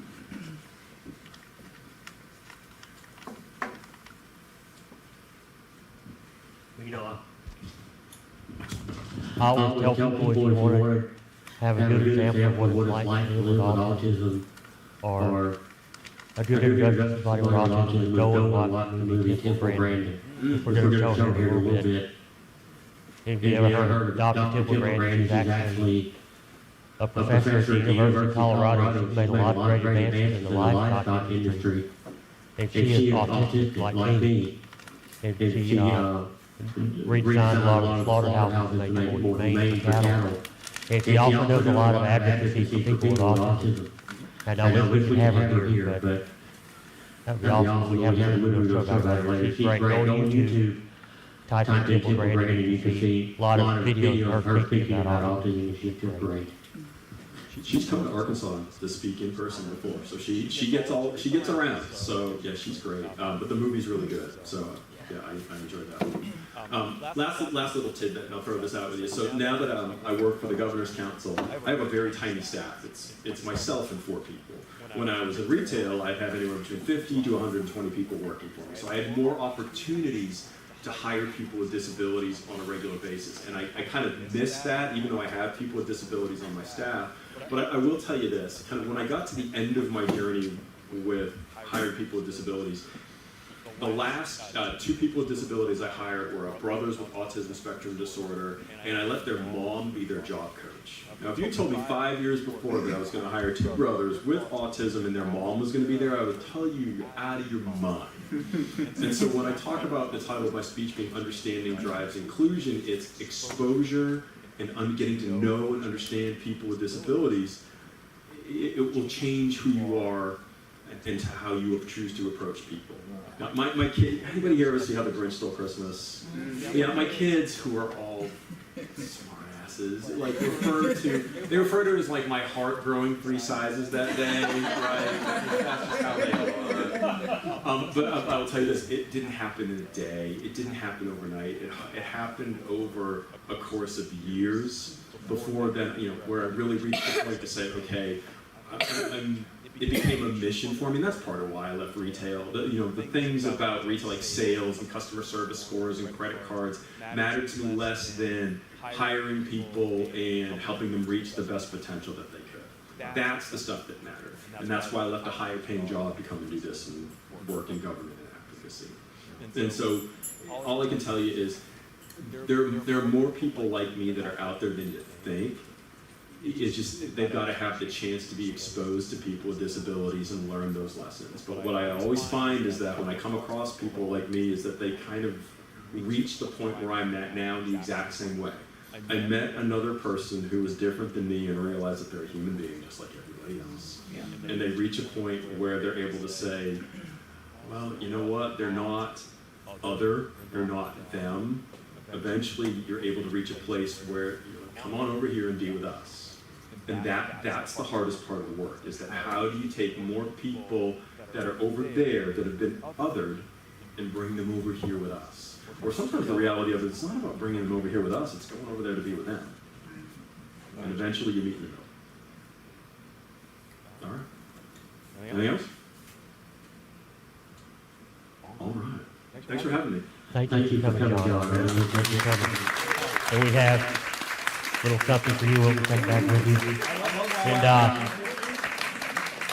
now to the part where I've been looking forward to the most, and I haven't said this yet, but music has made a huge impact on my life. It has a lot of autistic people. As I mentioned, the two people, autistic people who won American Got Talent, Britain Got Talent, but music has had a big impact on my life because, as I mentioned, until my early teens, I struggled just to make eye contact with other people. And I started playing music shows regularly at the Ozarks College Theater, which is right up the hill here behind us. And one of the things we were required to do is at intermission and after the show, we were required to interact with the people who came to see the show.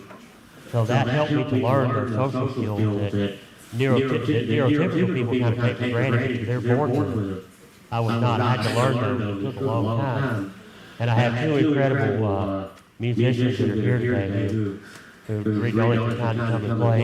And one of those is Miss Tara Ellis. And Tara actually is the mother of an autistic child. And I asked her to come and play. And my other friend, Pam Setzer, has lived in Mountain View for many years. Is always eager to get involved in community activities. And she agreed to come and play today too. So I'm really happy to have these two here.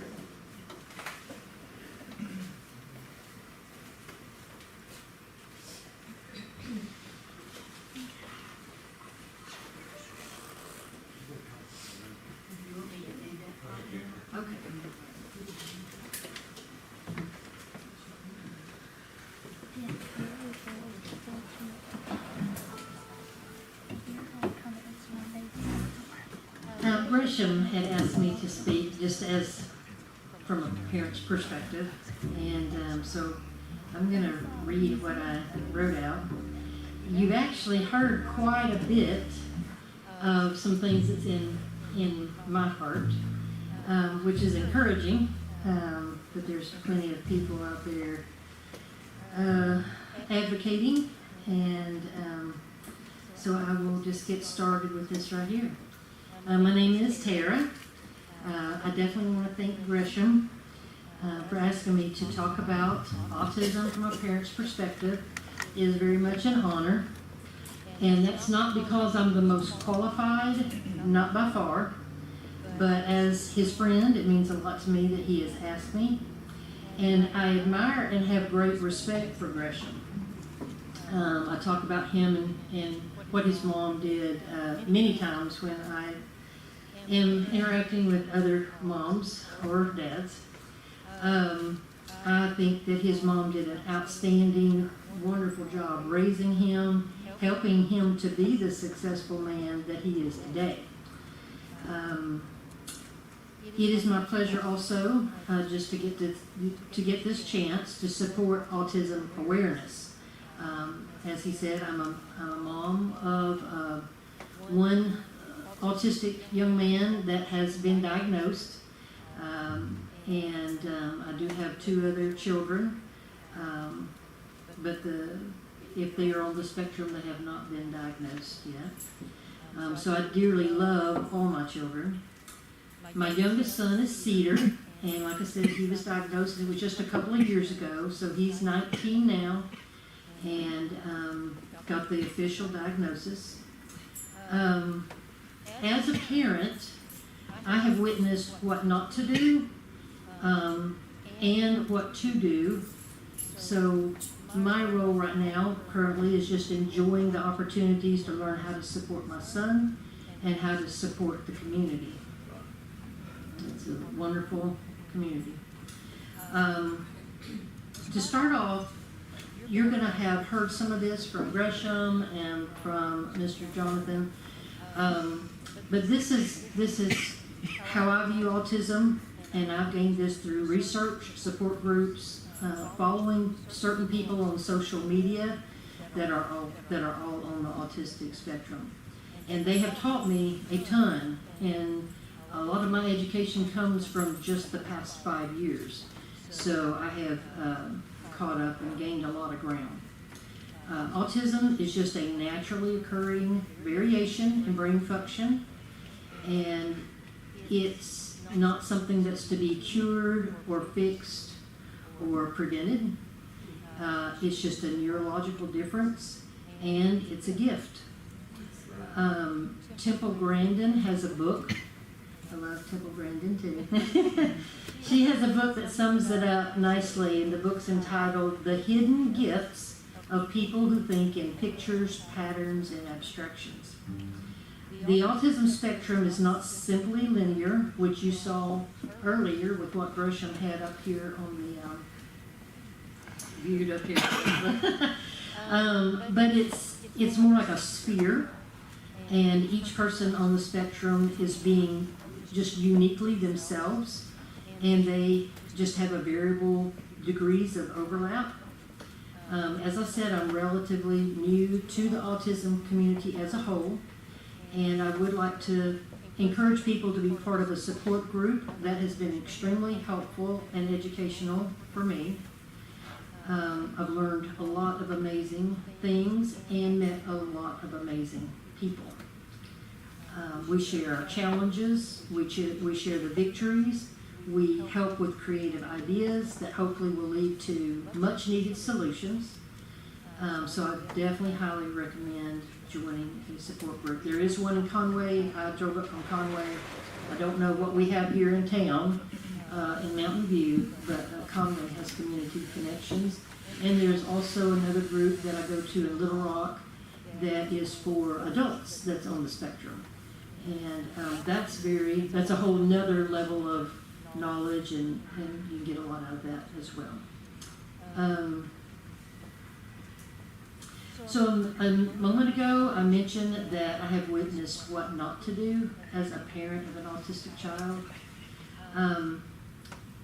Just want to say something very brief on that. Being autistic or having family that is not something to hide from. It's not to hide, and it's definitely not anything to be ashamed of. It's just to be accepted and understood, and it's to be celebrated. If not, it can be very detrimental to the autistic person, leading to confusion, hopelessness, and a severe lack of self-love.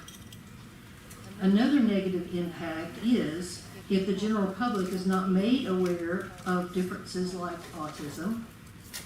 It can lead to a lack of acceptance, which of course can result in bullying. And as a parent, this is an important topic to me. Today's first annual event is very incredibly important to me. It was profoundly sad to see my son bullied as being different. It was also sad in the same respect that the bully was missing out on a wonderful opportunity to experience a friendship that would be full of honesty, loyalty, and love.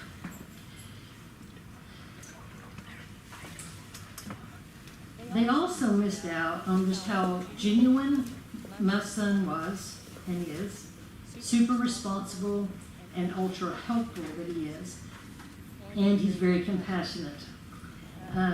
So these are the qualities that my son has, and you're going to find a lot of those same qualities with people that's on the spectrum, and it's very touching, and they're the ones that choose not to accept the uniqueness or see the difference and welcome that, they're just missing out on a lot.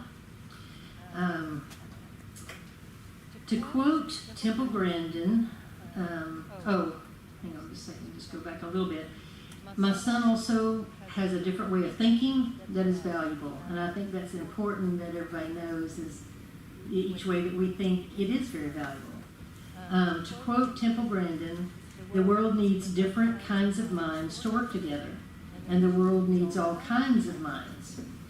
She also has said, there needs to be a lot more focus on what a child can do instead of what they cannot do. And I absolutely love another one of her quotes that simply says what this man's shirt says today. I saw your shirt when you came in. I am different, not less. The Holy Bible says this, Psalm 123 and Psalm chapter 123 verse 127 verse 3, sorry. Children are a gift from the Lord. They are a reward from Him. And in James 1:17 it says, every good and every perfect gift is from above, coming down from the Father of the heavenly lights, who does not change like shifting shadows. And as a parent, I see my children as perfect gifts, and they're a blessing to me. A person named N.R. Hart quoted, but, my darling, you being different was your strength all along. And I think that's so true. I've been following a young man named Tyler McNamer, and he is about the age that my oldest son is. And so my oldest son does not speak a lot, and he will just be very quiet and to himself. Tyler is almost like his voice, and even his speech pattern, the way that he forms his words, or your certain just way that the tongue operates in the mouth, it just reminds me so much of my oldest son. And so I have learned a lot from Tyler.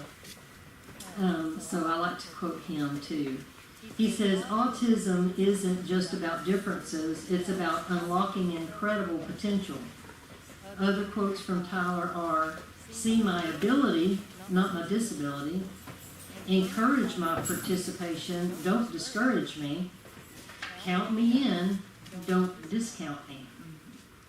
And another thing that he put on his social media site, parenthood brings a tapestry of experiences woven with challenges, learnings, and profound joys, particularly with those raising children on the autism spectrum. Love and acceptance is the key. I would like to share some great input from another parent and friend, Cindy Fong. And she gave me 5 points that I think are just outstanding. 1, your child is the same before and after diagnosis, and you are still the expert on your child. 2, there is a lot of information and opinions out there.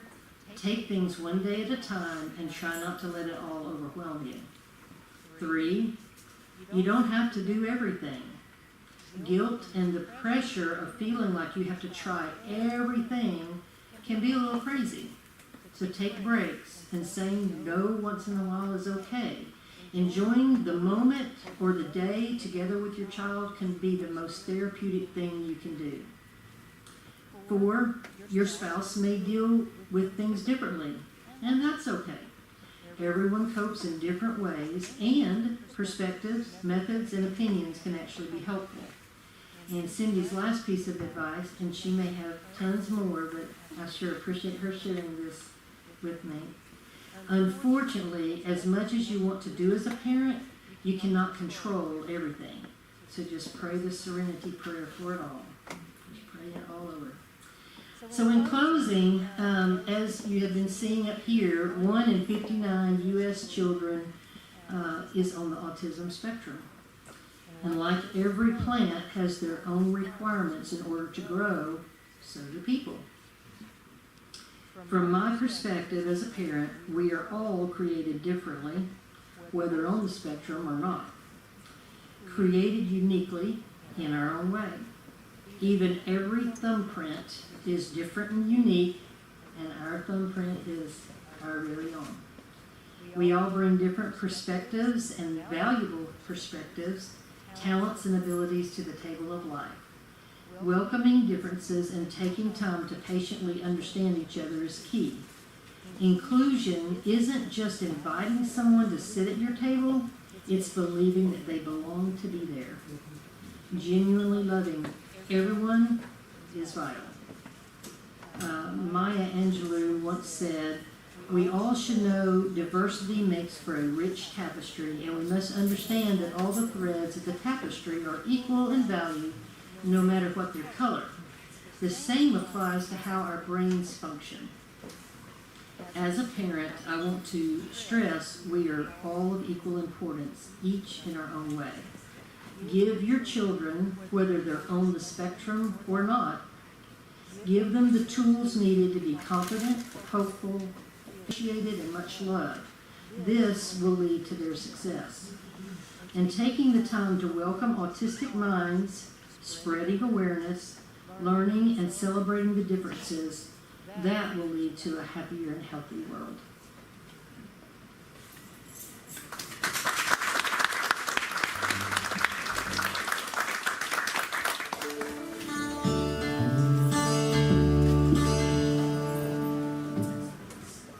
Yes, we can.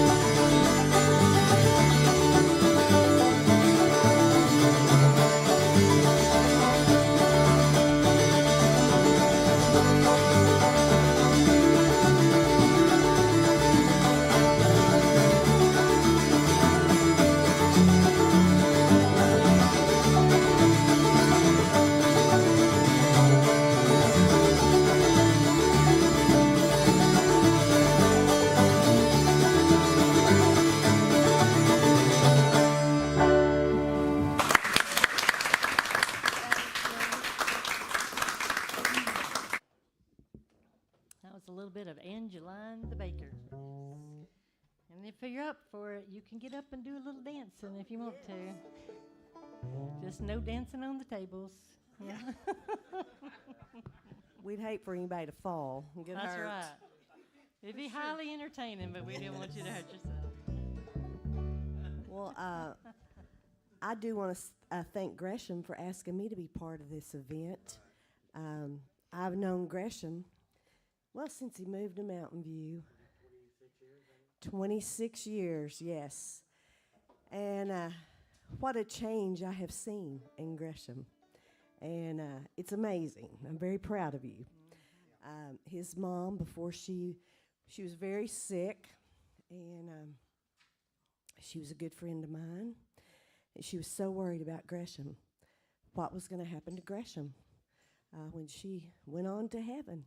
And I assured her Gresham's going to be fine because he's got a community that loves him. And he has done great, you know. And putting this event together, I know he had a lot of help, but he was the core of it. So let's give him a round of applause. So here's a little tune called Fly Around My Pretty Little Miss.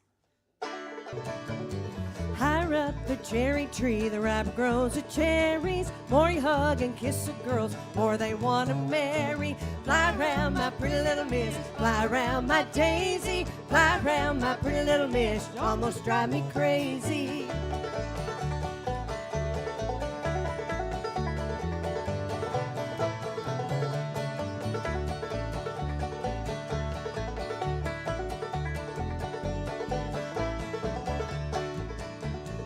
Coffee grows on the white oak tree, the river flows with brandy. If I had my pretty little miss, I'd feed her sugar candy. Fly around my pretty little miss, fly around my daisy. Fly around my pretty little miss, you almost drive me crazy.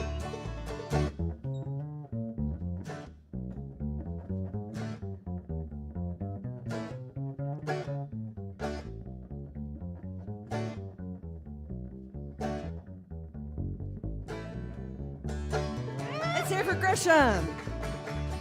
Charlie, he's a good old guy. Charlie, he's a dandy. Charlie, he's a good old guy. Feeds him girls on candy. Fly around my pretty little miss. Fly around my daisy. Fly around my pretty little miss. You almost drive me crazy. Gonna get some weebly wheat. Gonna get some barley. Gonna get some weebly wheat and bake a cake for Charlie. Fly around my pretty little miss. Fly around my daisy. Fly around my pretty little miss. You almost drive me crazy.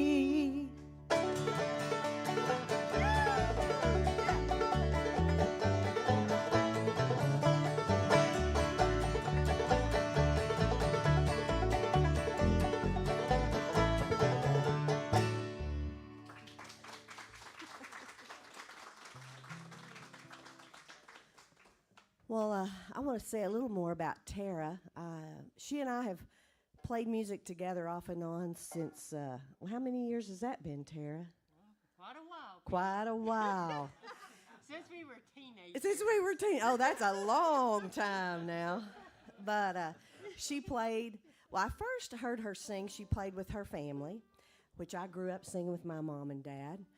So around here, that's very common. You know, Gresham, his mom was a great singer, and he grew up playing with her. But Tara played in a group called Leatherwoods, which my mom founded many years ago. And so she's kind of like, you know, you have friends, but then you have friends that are kind of like sisters, you know. So she's always kind of been like another sister. And she's going to do a song now. Mm-hmm. Is it just... Sun's gonna shine. The sun's going to shine, yeah.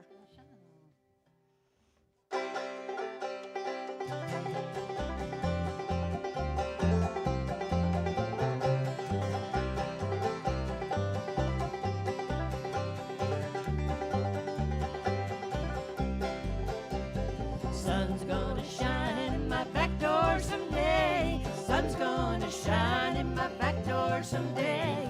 Sun's gonna shine in my back door someday. March wind's gonna blow my blues all away.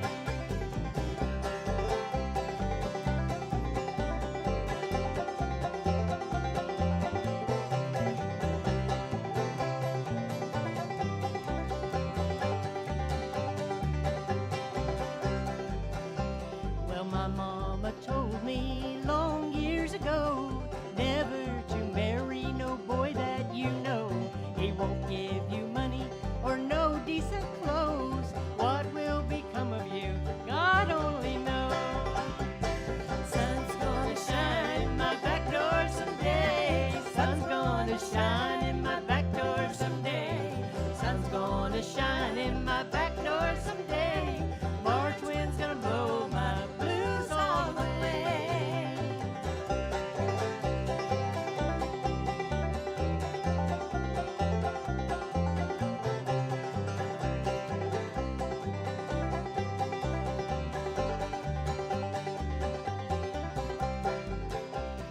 Hard times are coming, and I've been told never to marry for an old rich man's gold. Hard times are a-coming, but this much I know: love cannot help you when you're hungry and cold.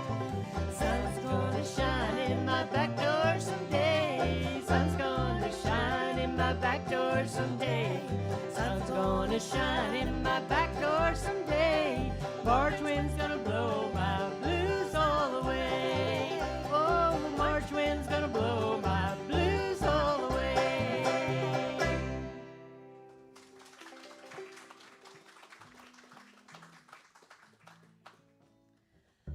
Well, this is a song that we're going to do.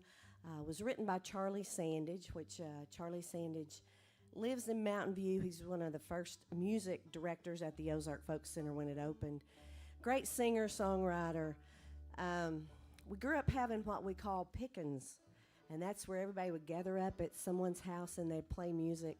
And sometimes it might be all night. And my mom was a great cook, so as a young girl, I can remember going to bed and waking up and those hardcore musicians were still there because they wanted a good breakfast. So anyway, this is called Neighbors, and it's just such a great song. And listen to the words because, you know, whether we live next door or not, you can still be a great neighbor to somebody. So choose your friends for their power, sell your love for their gold. It seems like a sign of the times, but some folks remember what neighbors are for, and some of them are neighbors of mine. I have lived among some good and gentle people. I have walked in a strong growing land. I have sung songs I know I will hear once again, being sung by some heavenly band.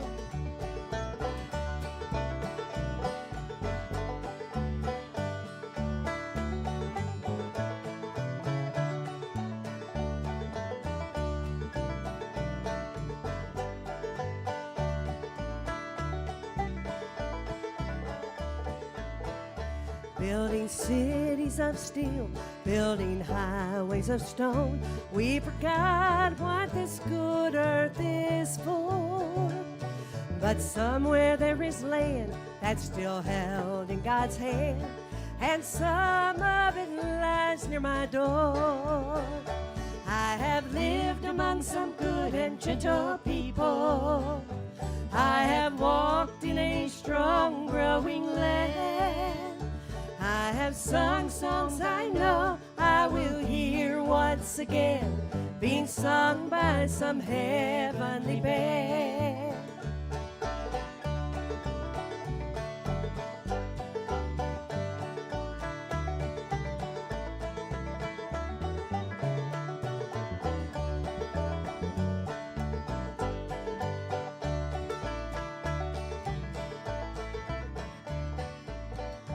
I hear sounds every day of a world going wrong. I hear talk of the times left behind.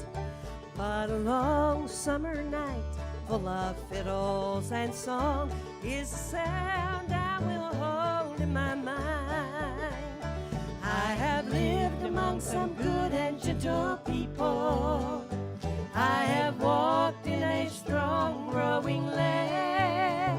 I have sung songs I know I will hear once again, being sung by some heavenly band. I have sung songs I know I will hear once again, being sung by some heavenly band.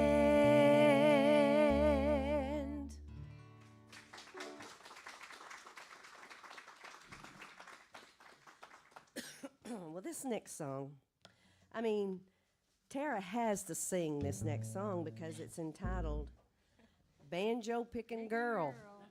That's me. And now she is, that is for sure. All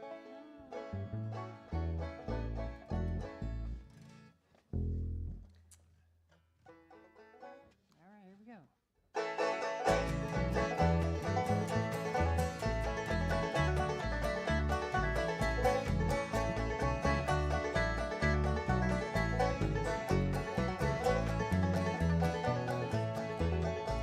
I'm going around this world, baby mine.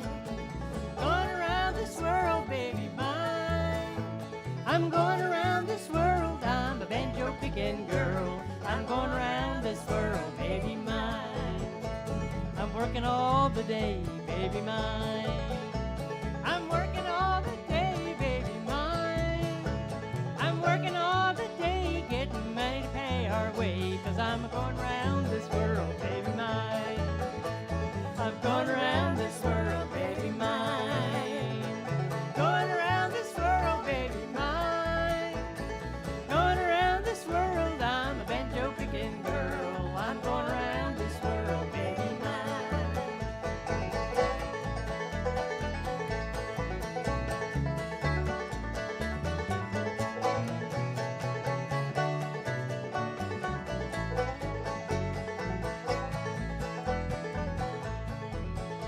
And if you ain't got no money, baby mine. If you ain't got no money, baby mine. If you ain't got no money, you can find another honey, 'cause I'm going around this world, baby mine. Oh, I'm going around this world, baby mine. Going around this world, baby mine. I'm going around this world, I'm a banjo picking girl. I'm going around this world, baby mine.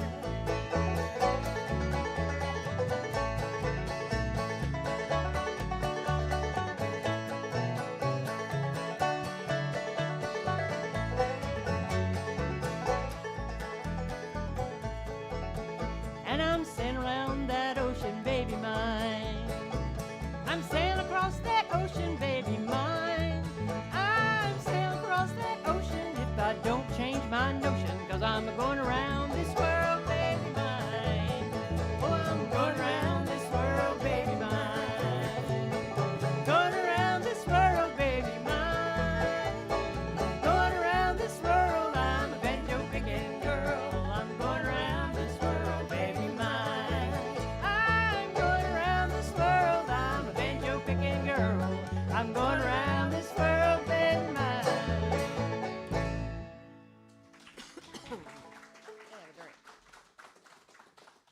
See, it fits her perfect, doesn't it?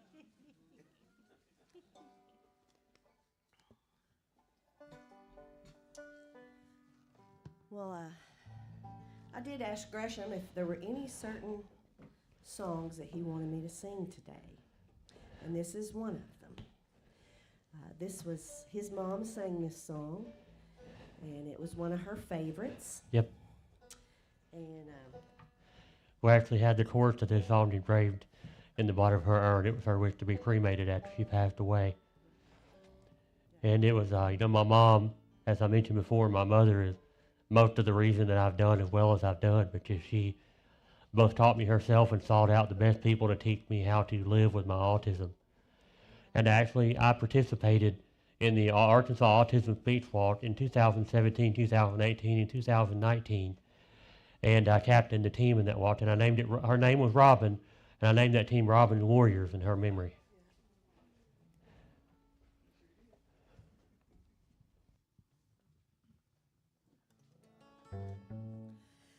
there's a lighthouse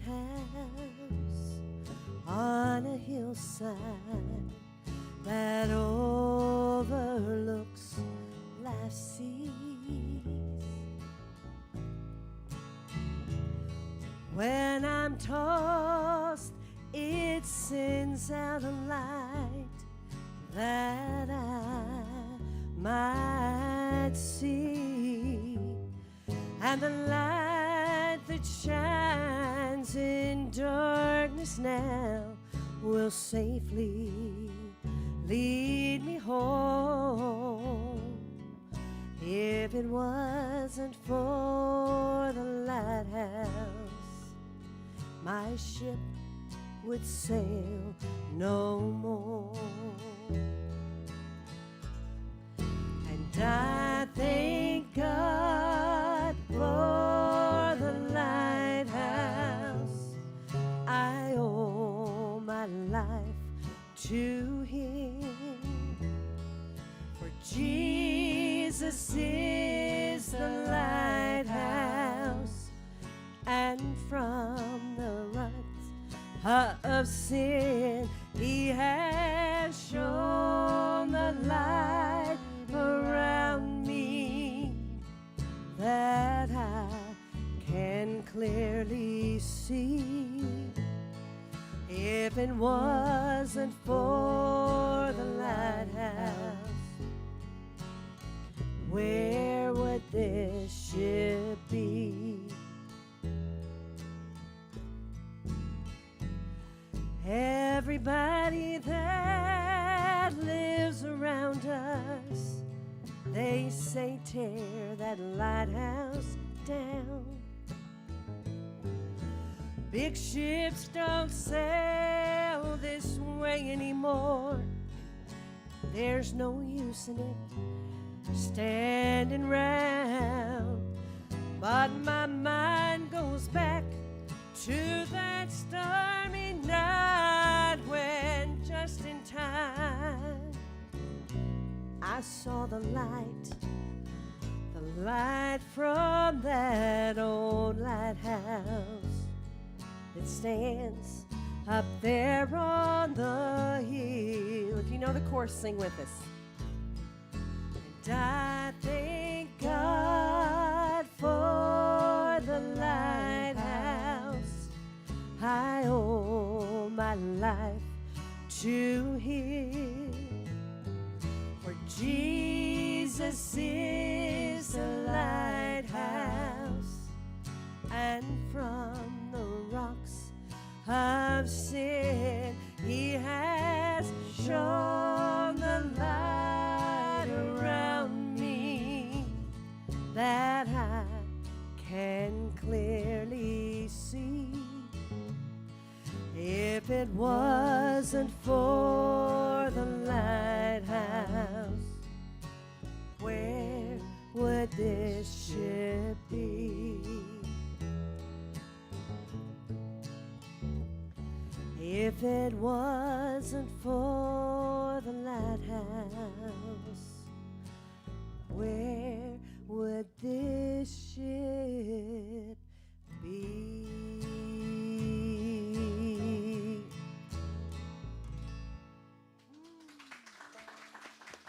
Thank you.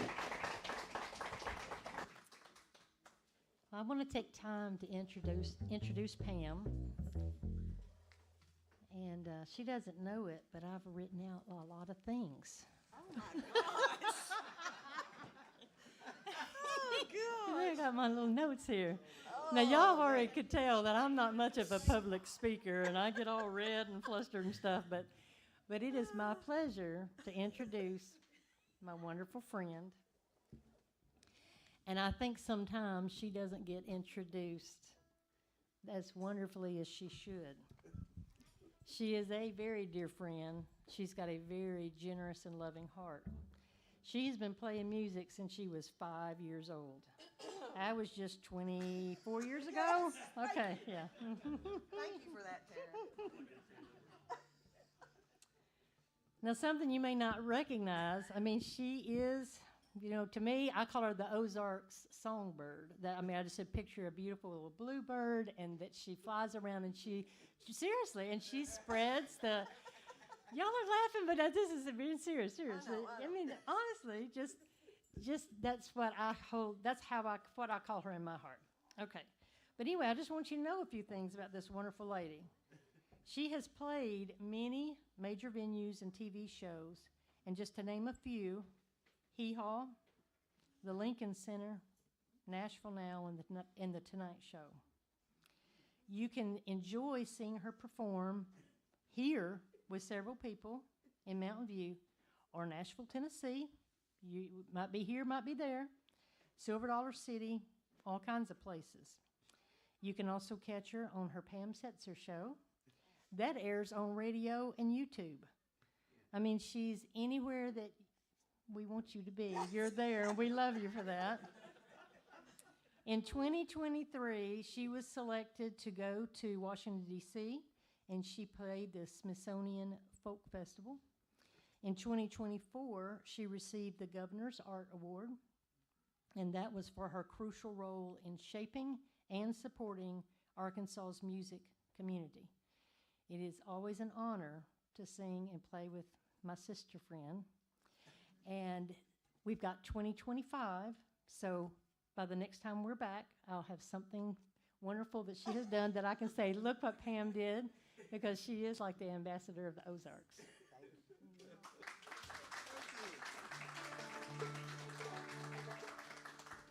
That was wonderful, Tara. 24 years. 24 years. plus. One thing about it, my hair color has not changed much all those years. So. This is a little tune I wrote for the dulcimer called Crooked Ridge.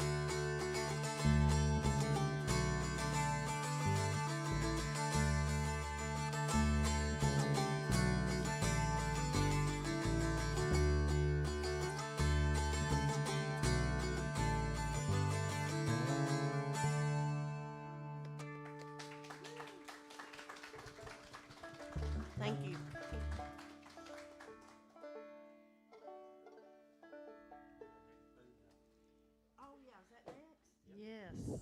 So Pam is going to get the most important instrument we have up here today. The spoons. Well, if you're getting a little sleepy, we're gonna wake you up, okay? That's it. So this is called Watermelon Hanging on the Vine, and I do need audience participation. And some of you I know here know what to do. Some of you may not. When I get to the end, I'm gonna say watermelon, and I need you to say hanging, like you're hanging on the vine. Okay? We're gonna practice. Watermelon. Hanging. Watermelon. Hanging. All right, y'all gonna have to step it up over here. Try it again. Watermelon. Hanging. Watermelon. Hanging. Got it. All right. Let me get situated here. That's right. Okay. See, I told you I'd wake you up. All right.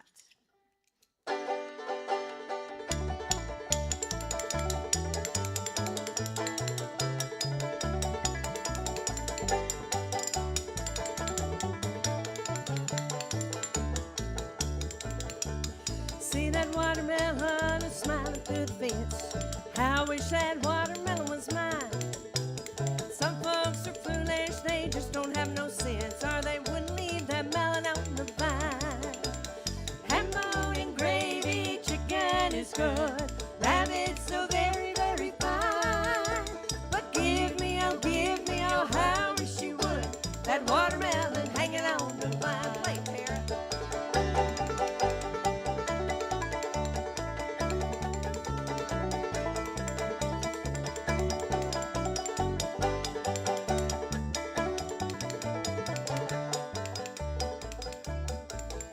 You may talk about your peaches, your apples, and your pears. Simmons growing on that simmon tree. Folks have their favorites just most anywhere, but that watermelon is best for me.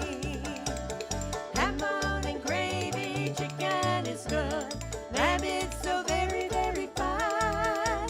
But give me, oh, how I wish you would, that watermelon hanging on the vine. Here we go.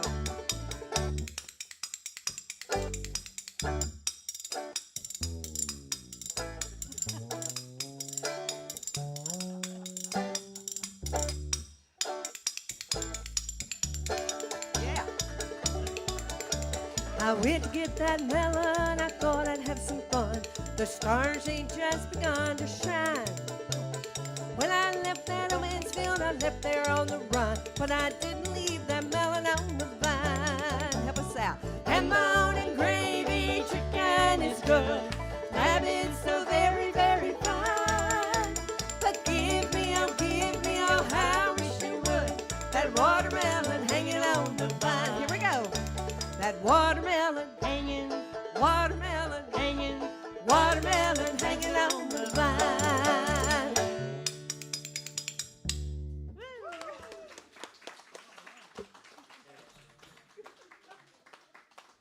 So you can all go home and start playing the spoons. My first pair actually was out of my mom's kitchen drawer. And I played them for a long time until one night the fiddle player, Buddy Lancaster, some of you here would know who Buddy was. Well, I gave him to Buddy to put in his pocket to hang on to him till the end of the night. Well, he ended up taking them home. I never saw him again. I guess they went in his they went in with his spoons, I guess.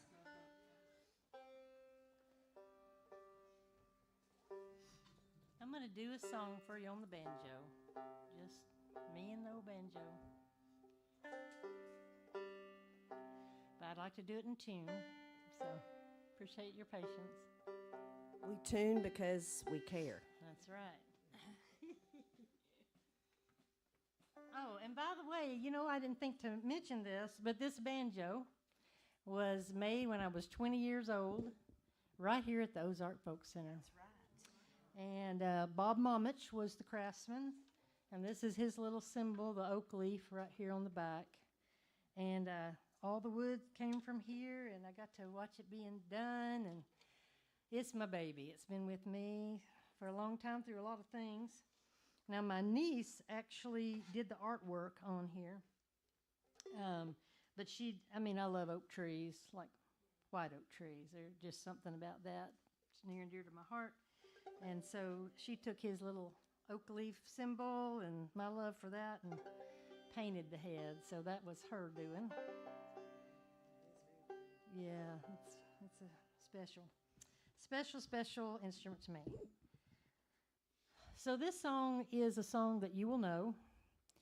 And I asked to do something different so that I could stress the importance of how everyone being different and unique in their own way brings something to the table.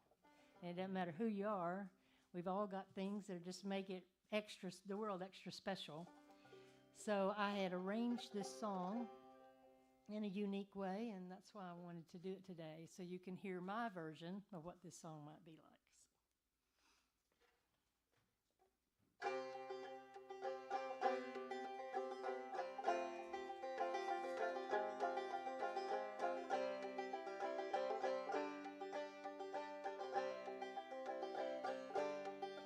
I come to the garden alone while the dew is still on the roses, and the voice I hear falling on my ear, the Son of God discloses,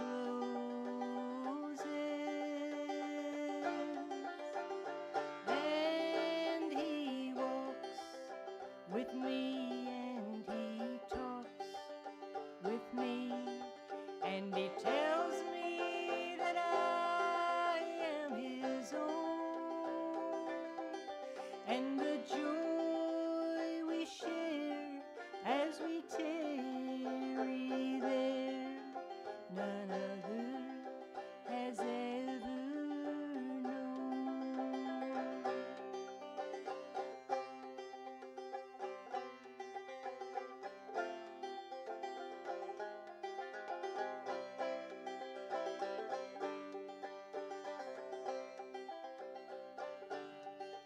He speaks, and the sound of His voice is so sweet, the birds hush their singing, and the melody that He gave to me within my heart is ringing, and He walks with me, and He talks with me, and He tells me that I am His own, and the joy we share as we tarry there, none other has ever known, and the joy we share as we tarry there,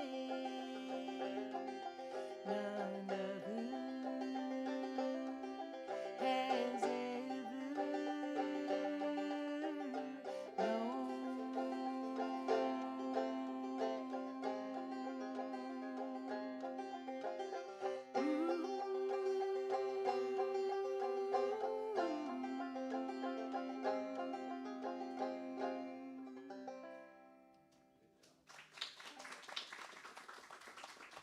Beautiful, Tara. Well, I'm going to get the auto harp out on this next one, and this is an old fiddle tune called Red Wing, but we have no fiddle, but it's going to be an instrumental of Red Wing. So, my mom, she taught me to play the auto harp, and Gresham's mom also played the auto harp. So.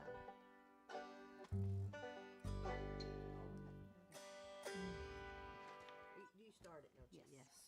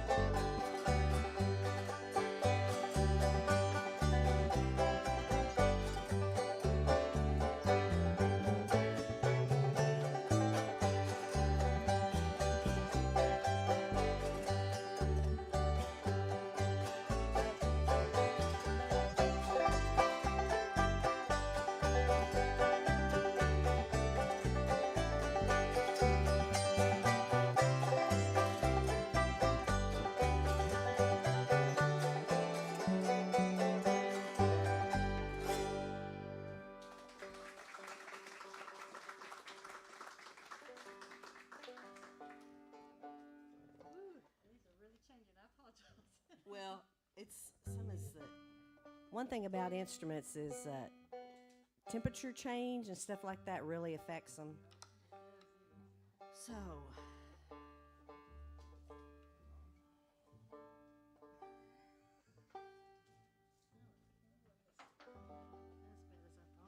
we're going to get Tara up here to lead out on another one. Yes, Fast, fun tune. that's right. Who remembers who Grandpa Jones was off of Hee Haw? And you know, he lived up here and he had a dinner theater up here. Yeah, that's right. So there'll be two parts of this song that you're going to go, aha, Grandpa Jones. Well, you know, if you're going to do a Grandpa Jones tune, you got to get that leg going too, you know, I like can't he do the always leg. did. I'll do it now, but I can't do it at the end.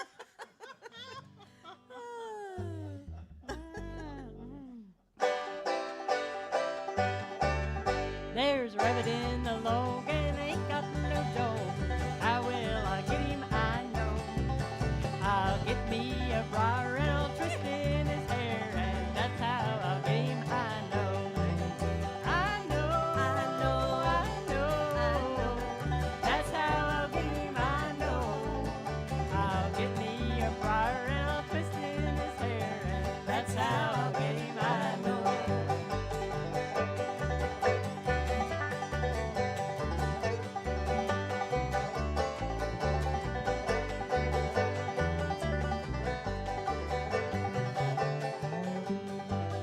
Gonna build me a fire and roast me a hare. Roll him on the flames and make him brown. Gonna feast here tonight while the moon's shining bright. Then I'll find me a place to lie down. Lie down, lie down. Find me a place to lie down. Gonna feast here tonight while the moon's shining bright. Then I'll find me a place to lie down.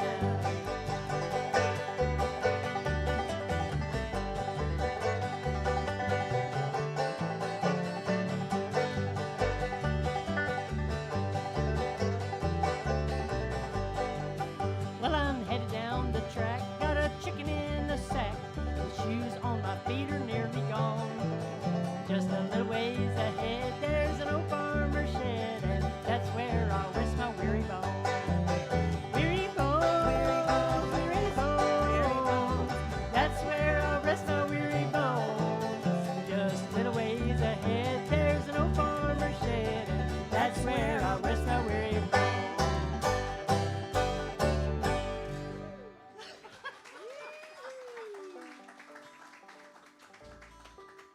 That was good, Tara. I got that leg up there. I was did. proud. I was proud.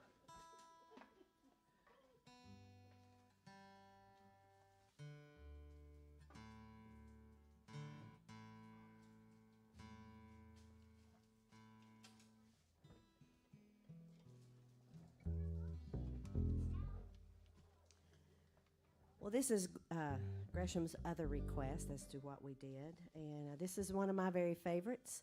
I grew up singing it in church all my life, but as we get older and as we go through different things, and we all have different things that we go through, so thankful that we have blessed assurance. So, blessed assurance, Jesus is mine. Oh, what a foretaste of glory divine, heir of salvation, purchase of God, filled with His goodness, washed in His blood. This is my story. This is my song, praising my Savior all the day long. This is my story. This is my song, praising my Savior all the day long. Perfect submission, perfect delight, visions of rapture now burst on my sight. Angels descending, sent from above, echoes of mercy, whispers of love. This is my story. This is my song, praising my Savior all the day long. This is my story. This is my song,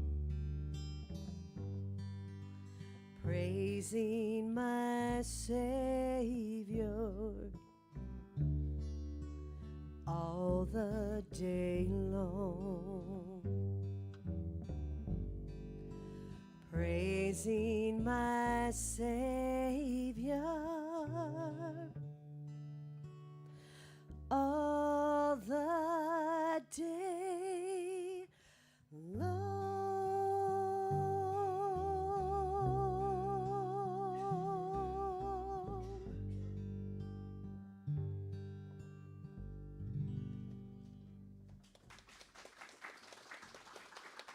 Thank you. That was beautiful. I had never heard you sing that. One of my favorites.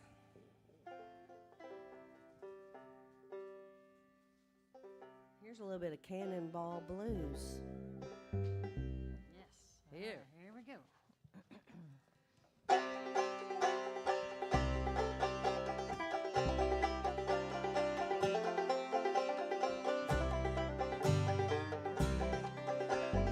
Listen to that train a-coming down the track. It carried him away, but it ain't gonna bring him back. Now he's gone, he's solid gone.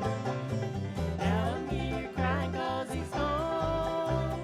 Wish that I was dying 'cause he's gone, he's solid gone.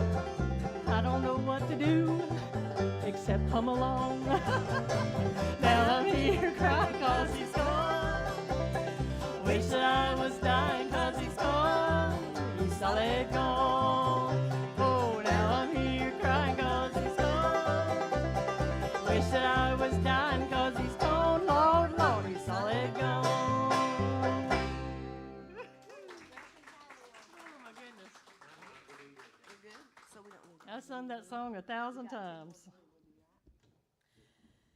Okay, well, this is a sing-along now. This is called Keep on the Sunny Side of Life. It's an old Carter family song. And so how many of you know it? Raise your hand. Okay, you that don't know it, you'll catch on quick, okay?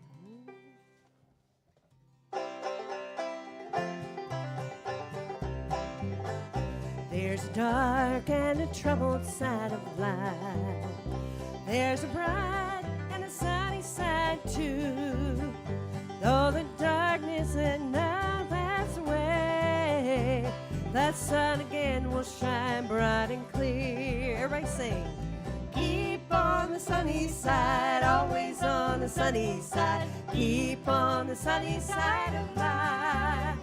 It will help us every day. It will brighten all our way. If we'll keep on the sunny side of life.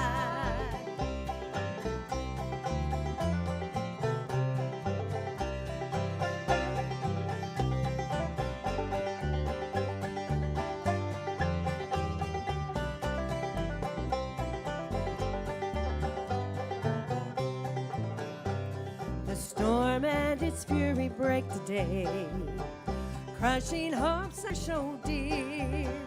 Cloud and storm will let time pass away. The sun again will shine bright and clear. We're gonna get quiet so we can hear you. Keep on the sunny side, always on the sunny side. Keep on the sunny side of life. It will help us every day. It will brighten all our way. If we'll keep on the sunny side of life.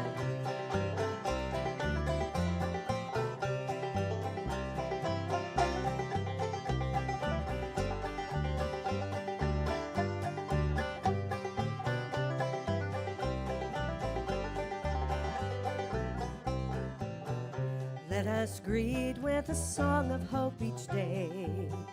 Though the moments be cloudy or fair, let us trust in our Savior always, who keeps us everyone in his care. Keep on the sunny side, always on the sunny side. Keep on the sunny side of life. It will help us every day. It will brighten all our way. If we'll keep on the sunny side of life. If we'll keep on the sunny side of life. Thank you so much. And thank you so much for coming out for this event. And remember that this is the date for next year. Yep. Is that right, Gresham? Yep, March 28th, 2026. Yes, put it on your calendar and tell your friends. How about one more hand for Tara Ellis? And our great friend right here, Gresham McMillan. Oh, thank you, Pam. Do you have any instructions? No instructions after we get through with this song. The live stream program portion of our program will end. We have And then what are we doing here? we got pizza coming in about the next 15, 20 minutes. Okay. Yep. Awesome. Pizza coming. All right. And a big hand for Pam. Oh, Yes.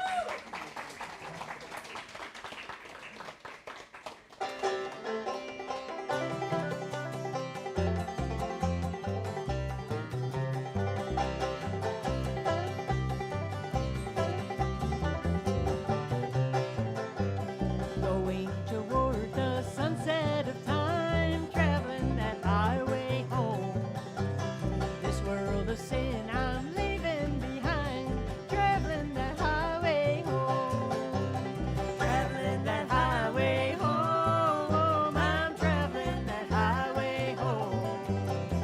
Arrows away, thank God I can say I'm traveling that highway home.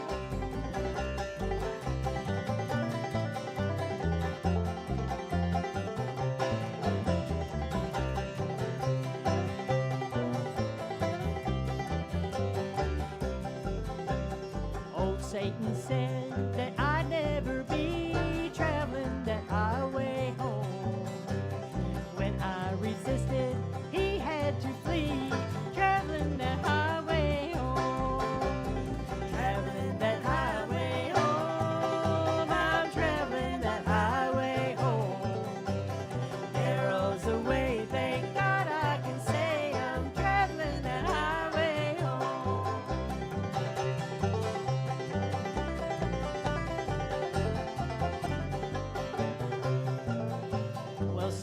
Sometimes the road gets weary and long, traveling that highway home. But in my heart, there's always a song, traveling that highway home. Traveling that highway home, I'm traveling that highway home. Narrow's the way, thank God I can say home. Oh, traveling that highway home, I'm traveling that highway home. Narrow's the way, thank God I can say I'm traveling that highway home.